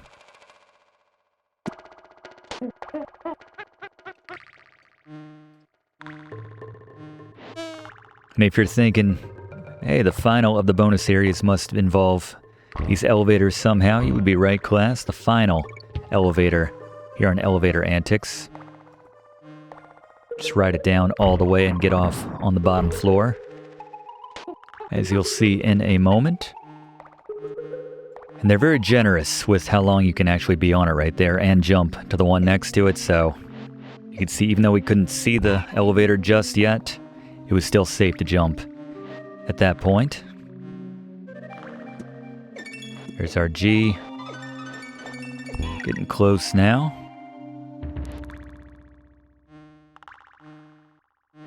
And take this one down a ways. Make that jump. Do a roll jump if you need to get some extra lift there, extra time and distance on the jump. And then mind the mini Necky here when you transition. Tight little window, just thread that needle. All right, better than that. I do appreciate, though, once we do lose our Kong buddy, they still pick up the bananas. I probably already mentioned that at some point, but in case I didn't, you could see it right there. But yeah, ride down that elevator and just pretty bland vanilla banana room there. Vanilla banana. Go for a shake after this class, actually, but candy save point, let's see, maybe 75%? 78? Even better. Getting close, class. But moving on now to Poison Pond, another pretty straightforward stage without any bonus areas at the start. You can grab the K and then go to the left here to grab yourself an Enguarde. And very fittingly on this stage with this soundtrack, let's get a Fluff fact about Mr. David Wise from Fluff. Practically every time we've held a class on a rare developed game, I've made it a point to talk a bit about its music composer and David Wise. The reasoning for that is entirely based on his reputation, which he achieved through this very game in Donkey Kong Country, as well as its immediate sequel on the SNES, for which his work has been universally lauded. In an industry where so many video game composers just phone it in, Wise composed the majority of a wholly realized and unique score, each track perfectly suited for its context or level themes, challenging so many of his peers to up their craft. Ironically, Wise initially worked on the score in a freelance role, understandably assuming that with this being a Donkey Kong game and given the associated weight of that to Nintendo, that famed Nintendo music composer behind the Super Mario and Legend of Zelda scores in Koji Kondo would be brought on to compose the score.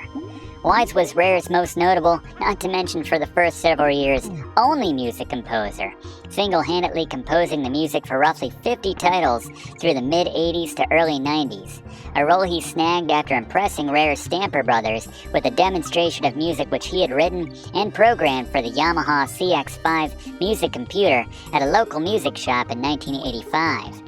When it came time to work on Donkey Kong Country, he was asked by Rare to create and record 3 jungle-themed demo tunes, which were ultimately merged together to become the DK Island Swing, the music showcase on the first level of the game. This music was demoed for Shigeru Miyamoto, who was so impressed with Wise that Wise officially got the gig.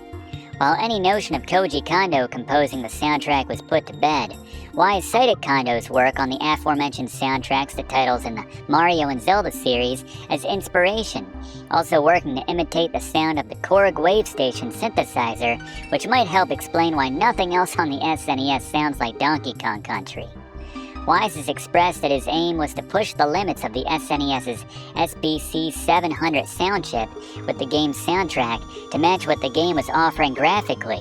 Speaking of which, to help him compose for each unique level and their associated biomes, Wise was able to see the graphics for and play each level to get a better feel for the themes.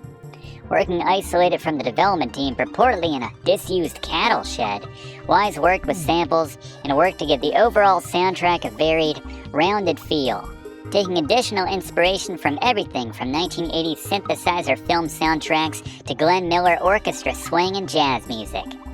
True to his name, Wise cites the underwater level the professor has already praised in Aquatic Ambience as being his favorite. It took 5 weeks to compose, and it was inspired by a recent breakup. Wise described the feeling like drowning, and created the piece as a way of therapeutically working through it.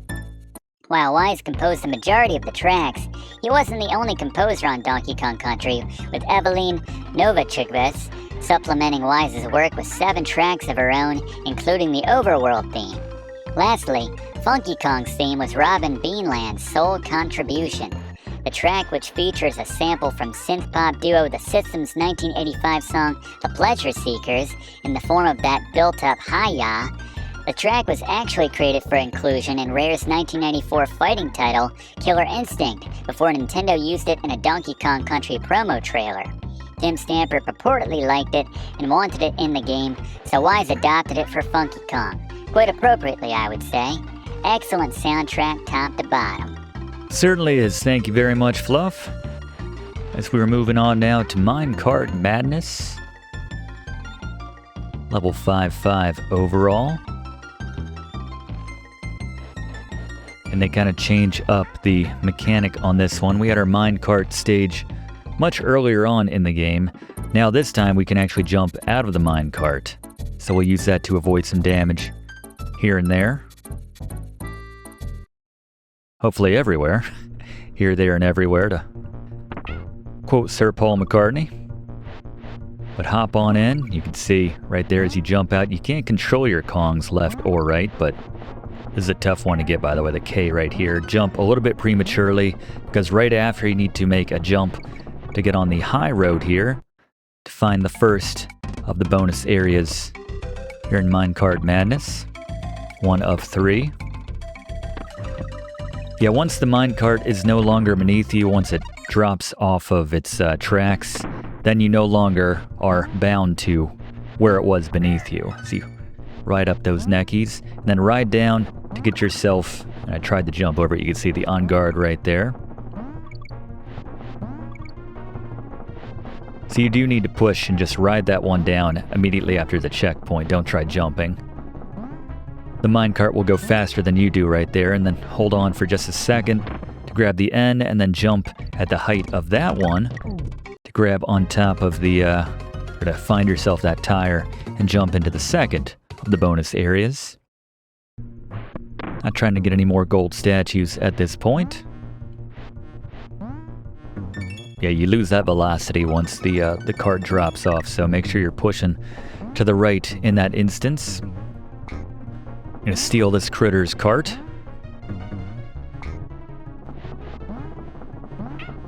Yeah, it's a tough jump right there. A little sloppy on my part, a little late, but this is a bad place to be down to 1 Kong. I always tend to tense up here in the minecart sections. It seems like I missed that bonus area, but you can go from the right, and actually that's the intended way of getting to that one right there, since you can't actually get out of the cart when you're on top of it. But there you go, the final of the bonus areas for Minecart Madness, and we made it to the end.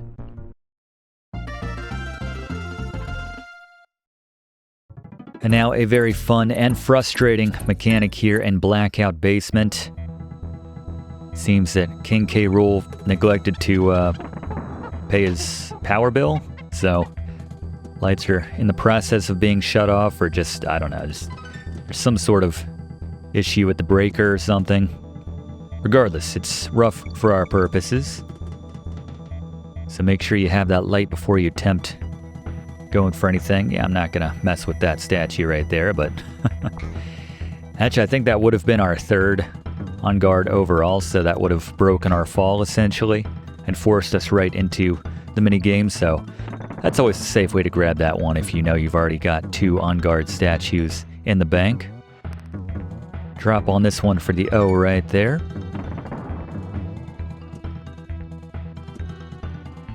There are a couple bonus areas late in this one. You can see you can still kind of vaguely make out the kind of the caution yellow and black, kind of the trim on some of these platforms for what it's worth, but wouldn't necessarily rely on it.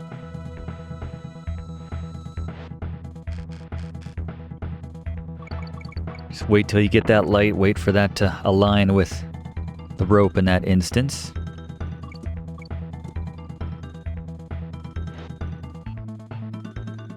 We gotta go platform to platform in the dark here. It's a little dangerous. And he gets very impatient. Much more vocal about it than Diddy. You can ride that down and get the bunch of bananas. I'm not going to risk it, but that does kind of give us a hint as to what we're about to do on the 4th platform here. Ride this one down to follow the banana and find yourself in a hidden bonus area accessing barrel. And the letter N is right there in the center, so otherwise just bananas through there. And now we finally get to use our barrel trick, which we referenced back in the first stage. Just throw it against the wall, jump on it, and then hold back on the direction. And you can see the letter G was back there, but we just want to ride this all the way because getting the bonus area, much more important. But that is how you get that, because otherwise there's just a string of critters which are pretty much impossible to get through. If you try throwing the barrel, it will typically outrun you in my experience before you can get to the wall to watch it bounce back. But now we can retrace our steps just a hair to grab ourselves the final letter in Kong. And there we go.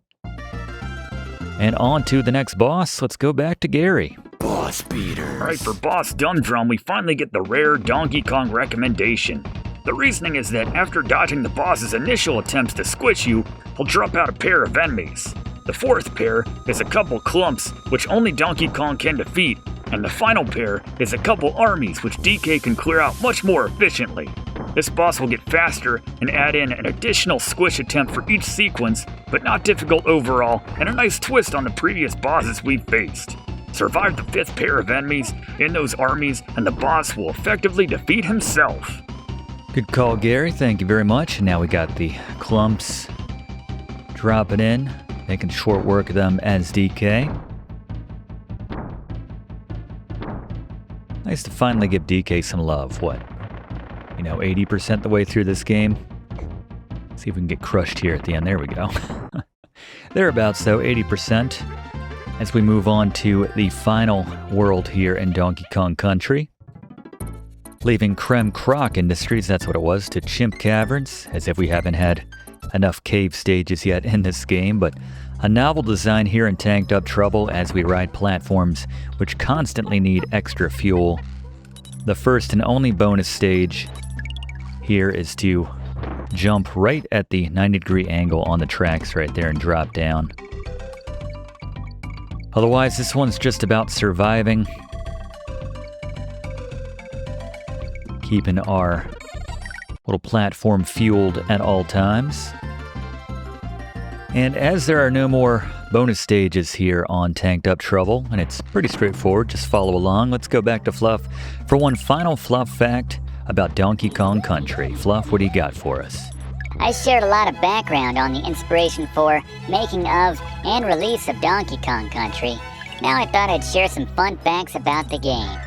First, players can access a sound test menu on the file selection screen by entering down, down, down, down, A-R-B-Y, down A-Y, then select. This is something which I absolutely recommend that members of the class do the next time you fire up this classic, given how much we've gushed about the music. Speaking of which, one last fun fact about the soundtrack is that the opening to King K. Rool's Gangplank Galleon theme was based on the title screen music for another game which David Wise composed for, or Rare's NES port of Sid Meier's Pirates, another game which we've done a class on. Pretty cool though when you compare the two back to back. Professor, you'll appreciate this one. Donkey Kong Country is yet another instance of a Japanese version of a game being easier than the North American or PAL region version, as this version features less enemies, not to mention more DK barrels.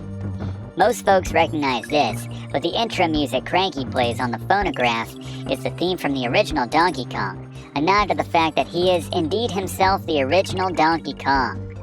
Jeez, those 13 years sure were rough on him, by the way. Speaking of Cranky, there were plans to allow players to play as him, with Cranky handling much more slowly and performing more poorly than Donkey or Diddy Kong. This concept, which would have definitely been expert mode from the sounds of it, were obviously never followed through. A number of other characters or enemies were scrapped altogether, like an owl buddy named Hooter, who was going to light the way for the Kongs, who was ultimately replaced by Squawks, and a mole animal buddy named Miney, who was probably repurposed as bottles a few years later for the rare-developed N64 classic platformer Banjo-Kazooie. Lastly, and for what it's worth, I established that Cranky Kong is indeed the original Donkey Kong from 1981 who traps Pauline, and while some mistakenly assume Donkey Kong from this game is Donkey Kong Jr. all grown up, in reality, he's Donkey Kong III, or Cranky's grandson. Diddy Kong, on the other hand, despite being a spider monkey to Donkey Kong's gorilla, is Donkey Kong's nephew and little buddy. Everybody clear on that? Thank you very much, Fluff. And it was right to call him little buddy. Playing a little fast and loose there at the end as we lost Diddy Kong, or I lost Diddy Kong. Didn't mean to put that on you, class, for you to share the blame, but on to Manic Mincers now. And we have a Rambi waiting for us in a crate right here. He's not especially necessary. No disrespect to you, Rambi, but we don't need you necessarily to unlock any bonus areas or anything. There is one which we can use him on in just a moment. He'll bounce off the wall here if we could time that up. There we go.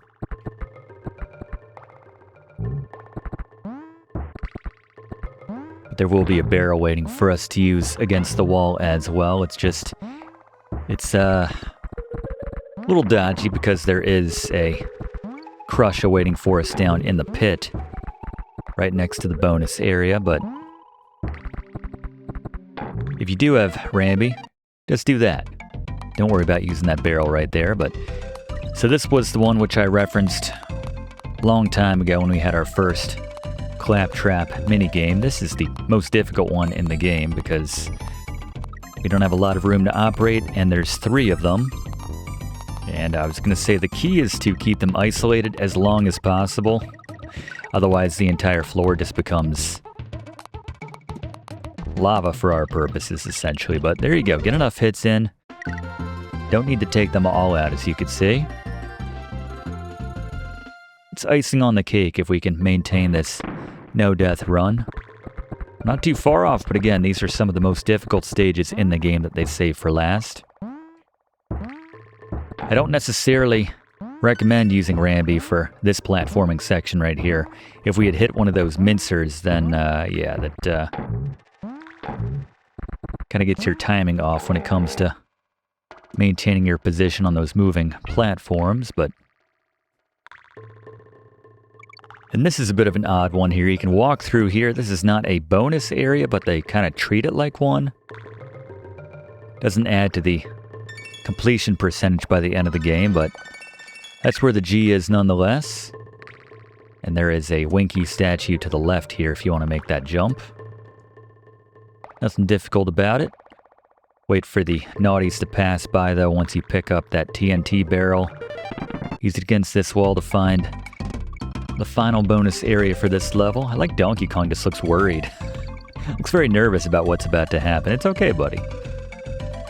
Just trying to get ourselves our 170th extra life. I'm not sure. I lost track, but we're doing all right. Another reason to use that bonus area or go through it is you can avoid that obstacle, which is separating both sides of that platform, the entrance and exit of that bonus area. But on to the very creepy Misty Mines here, or just singular Misty Mine. These barrels just generating enemies of various types. The occasional Gnawty, but more often the Slippas. Very cute, the Slippas. They look very angry, but I don't know, I find them kind of cute.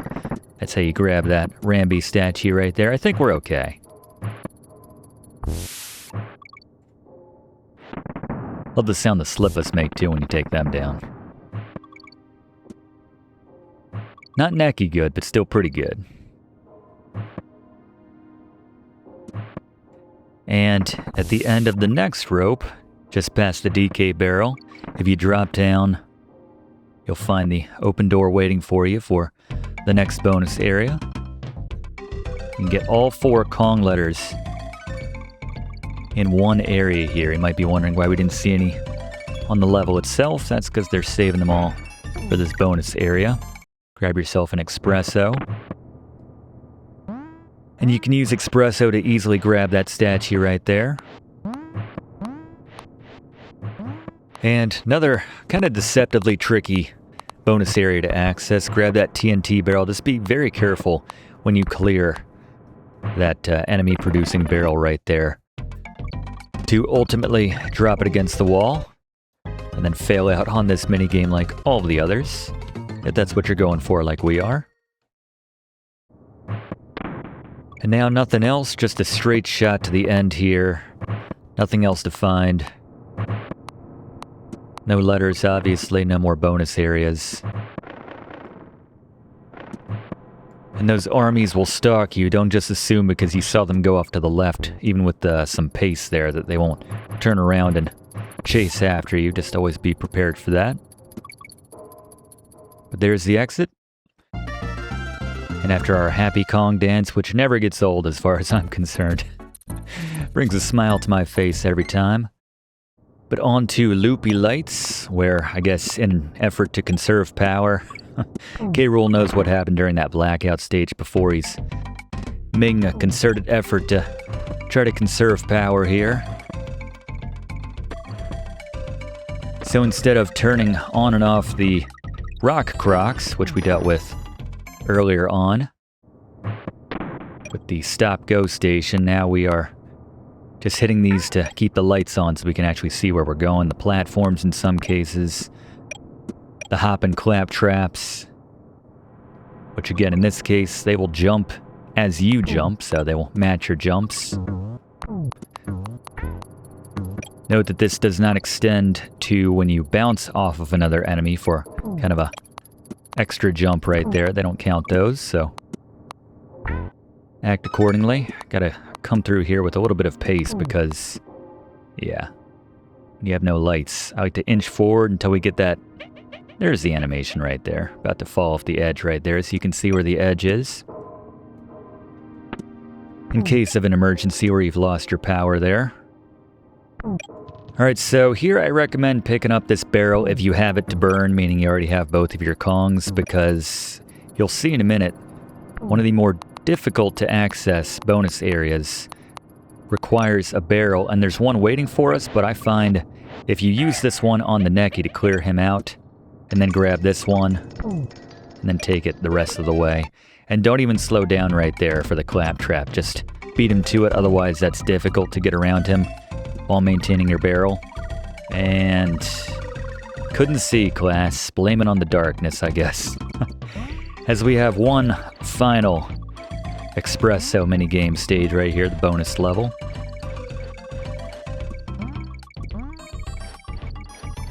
Just skipping that left trove, obviously. Still gotta go big. Gotta get the gold statue. And I appreciate it always bursts into that ×2 formation there with the smaller variety, but it all counts the same, except for the big one, of course, which doesn't, as Blaze has covered many times.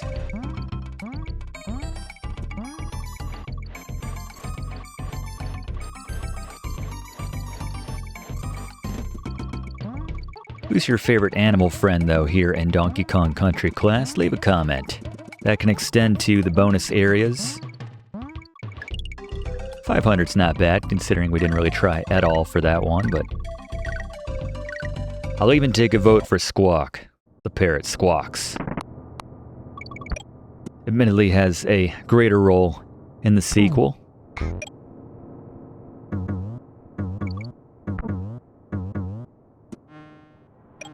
That's it, though, on the secrets for Loopy Lights. Just heading to the exit now, and I suppose the business of completing Kong. Once again, trying to find the end of the platform here. There we go. Mankey's not really into it with these barrels. Doesn't have the arm strength of some of the other Mankeys we've come across. That's alright. Mind the final clap trap there, hop and clap trap. And there we go. We are on to the final stage here in Donkey Kong Country. Let's check our progress. Should be just south of 100. There you go, 97%. That makes sense. There are 2 bonus stages to be found in the final level, and then completing that will get us 100. That'll be an extra percentage right there, and we cannot hurt these. Roided up crushes, by the way, for what it's worth. Gotta use the barrels on them. At the start, drop down under that first platform to ride an invisible one, which is just under the camera right there to the left, to find the first of 2 bonus stages. So we're at 98% now by my count. Where are you, Diddy? There he is. That'd be a bad death right there, if I'm honest. From that army.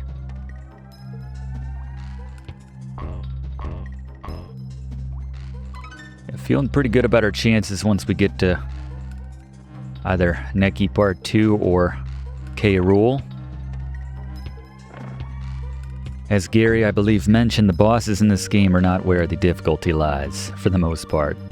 Very fun, as he also mentioned, but...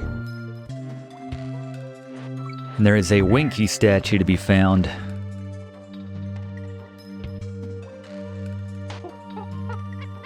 As you ride this one down and then roll to the left here.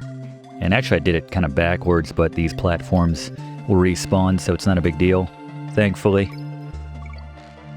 That could have been death number 1 right there had they not. So I recommend using Donkey Kong for this final stretch of the... Alright, well.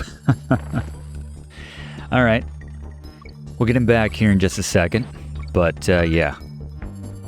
There are some narrow platforms with a bunch of the clumps walking around patrolling them. Like a crush on one case as well. Maybe one of those roided up ones, though, so... It's a moot point in that regard, but...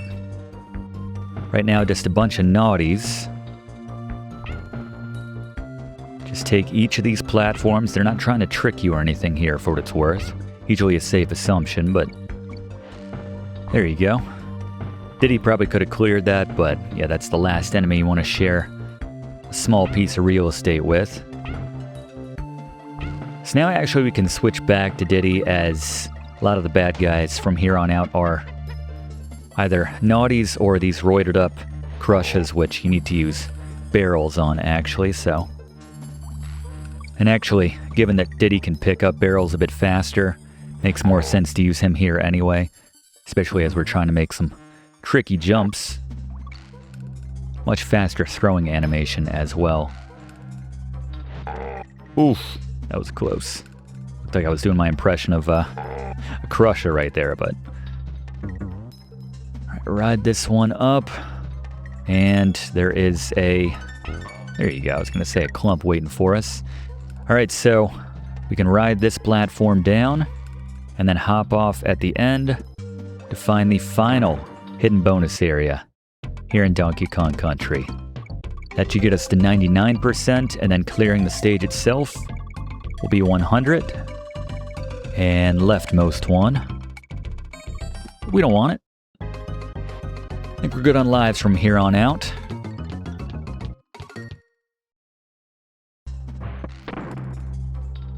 And there you go. No one waiting for us at the exit.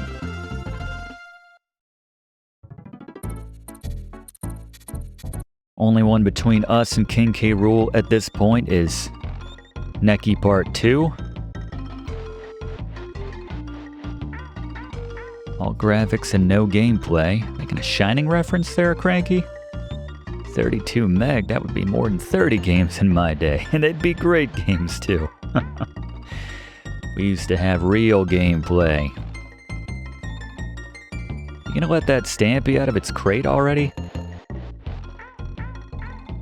It's cruel. Cruel and unusual, Cranky. Wouldn't know a good game if you were... And that's a pretty good line, actually. Single joystick and a single button is all we needed. Back in my day. I don't think I need any tips for levels we've already beaten at this point, Cranky. We're at a 100%. Nothing more I can tell you. There's nothing more I can teach you. There's something else that Gary can teach us, though. So, Gary, as we confirm that we are at 100% here, and then for completing the game, we'll get that extra 1% to end with 101%. But anyway, Gary, penultimate boss here in Donkey Kong Country, Necky's Revenge. Boss beaters. Alright, the return of Necky here is arguably the most difficult boss in the game, but it's still not too bad. Once again, Diddy Kong is recommended to thread the needle, as the professor would say, between those projectiles coming at you. Note that he'll fire one more out than last time after each successful hit. You can generally jump over the nuts if you get into a good rhythm, even as they come at you faster. Just jumping rope until you get that opening to once again hop on his head. Once again, 5 hits takes him down, and we're on to the final boss. Thank you very much, Gary. Yes, we are. Yeah, again, that seems like enough bananas for Well, a couple weeks. We established they don't last all that long. Unless Kong Island has some sort of banana preservation trick, I don't know, but I digress. Gary, final boss. Boss beater. 5 has been the number of note to this point with the bosses, but with the final boss here in Donkey Kong Country and King K. Rool, 3 is the magic number based on his behavior. At the start, approach him from the left and he'll throw his boomerang and crown at you. This gives you more than enough time to jump on his head. He'll then charge at you to the opposite side, so jump over him. Jump over the crown again to hit him again, this time dodging 2 charges from him. Hit him again, and he'll charge 3 times for you to clear. When you get that 4th hit in, he'll do a big jump to the opposite side, bringing down a slow-moving horizontal waterfall of cannonballs which you need to slip through. He'll then throw his crown again after this, to jump over it and get another hit in. After another jump, he'll send 2 waves of cannonball lines at you, to slip through again, and repeat one last time to avoid 3 waves of cannonball lines, and one last hit to get the Fake Me Out credits. Spoiler! All good, thank you, Gary. Yeah, can't smoke him just yet. Actually, we really can't because we're still midway through the battle here. It's K. Rool. Anyone else do his, kind of mirror his jumps? just something I always used to do as a kid. And old habits, class, they die hard. Giant novelty-sized banana over there. I can't see Donkey Kong eating that in a single sitting. Preservation trick or not, but down he goes. Again, can't smoke him yet. And yeah, at the start of this one, you could definitely hear, if you've played, a lot of K's. A lot of alliteration here. Commander with a K, King K. Rool.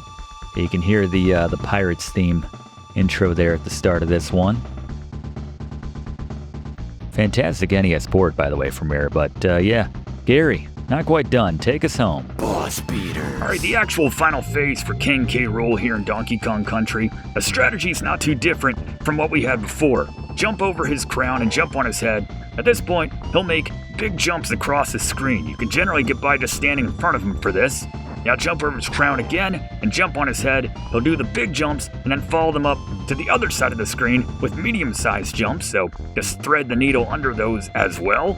And then do it one more time, jump over the crown, jump on his head. He'll do the long jumps, then the medium jumps, then one last time he'll do some smaller jumps which you can slip through as Diddy Kong, and then jump on his head one last time to finally take him down. Congratulations, you have beaten Donkey Kong Country. Thank you very much, Gary. Who'd have thought? Being a bunch of no-good Kremlings, you've made an old man proud. And if you did manage to get the perfect 101%, Cranky will mention, wait for it, and you found absolutely everything. There you go. That is the signal that we have completed a clean sweep here in Donkey Kong Country. Again, not very practical, DK. What do you do with those? Come back in a week and a half, just gonna smell like just rotting fruit. Be bugs all over there. Anyway, I'm sorry. Now we get the proper credits with the full cast of baddies. Like he's got the poster of Candy there on the wall. Took out the immediate tire, I see. One for bouncing around. The aquatic bad guys. Really not that many variety in terms of the enemies in this game. I know they add in a few more types in the next one, but yeah, everybody worked pretty well. Still a nice variety. Put us through the ringer now and again. Glad to finally... Uh-oh. That flipped on a dime right there, but good to finally put together the no-death run here in Donkey Kong Country. All the different colors of the critters. Clump, of course. Crash, excuse me. I think I called him a critter at one point. Didn't see a whole lot of Crash, but... Claptrap's the Rock Croc. Rock Croc's on something. So is that second Crusher, by the way. You might want to test him. I don't know if King K. Rool does drug testing, but very naughty. Master Necky. Queen Bee. Really naughty. Dumb Drum. Master Necky Sr., alright, so they were different. And then King K. Rool. Maybe get out of our bedroom. King K. Actually, maybe all these guys get out of our bedroom. What was the point of defeating you if you're just going to hang out in our bedroom? But anyway, big thanks to all my TAs today, helping me out, especially Fluff for providing a lot of background, a lot of interesting facts on this game, the making of and beyond. Learned quite a bit, and yeah, if you almost cranky, stand by. But yes, if you haven't already done so, please consider subscribing to enroll in Video Games 101. We do one of these classes every single week in the same spot. There you go, Cranky. We'd love to have you enrolled. Click that like button too if you don't mind. Really does help us out to make future classes for you. And I love the palling around with DK and Diddy Kong here. Diddy just ambles in and look up there. And just stamps on his foot. I guess that's funny. DK proceeds to concuss Diddy Kong there. They're not quite done. Huh? Huh? It's my favorite, the bite right here. Nice effect on the throbbing finger. I did this using one life, as did I, Cranky. I'm amongst... Alright, well, I didn't do it in less than an hour. I know there's people who have, but nonetheless. Donkey Kong Country for the SNES. Fantastic game. Cannot say enough about this one. One of my favorites growing up. The entire trilogy, honestly.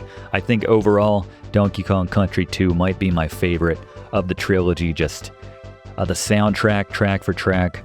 I love the gameplay between Diddy and Dixie Kong, who can use that kind of propeller move with her hair to hover down and just access. There's David Wise right there. Just makes getting around a whole lot of fun in that game. And just some of the different level designs. I have fantastic memories of that one in particular, so very much looking forward to playing that one here on Video Games 101, doing a class on that before too long.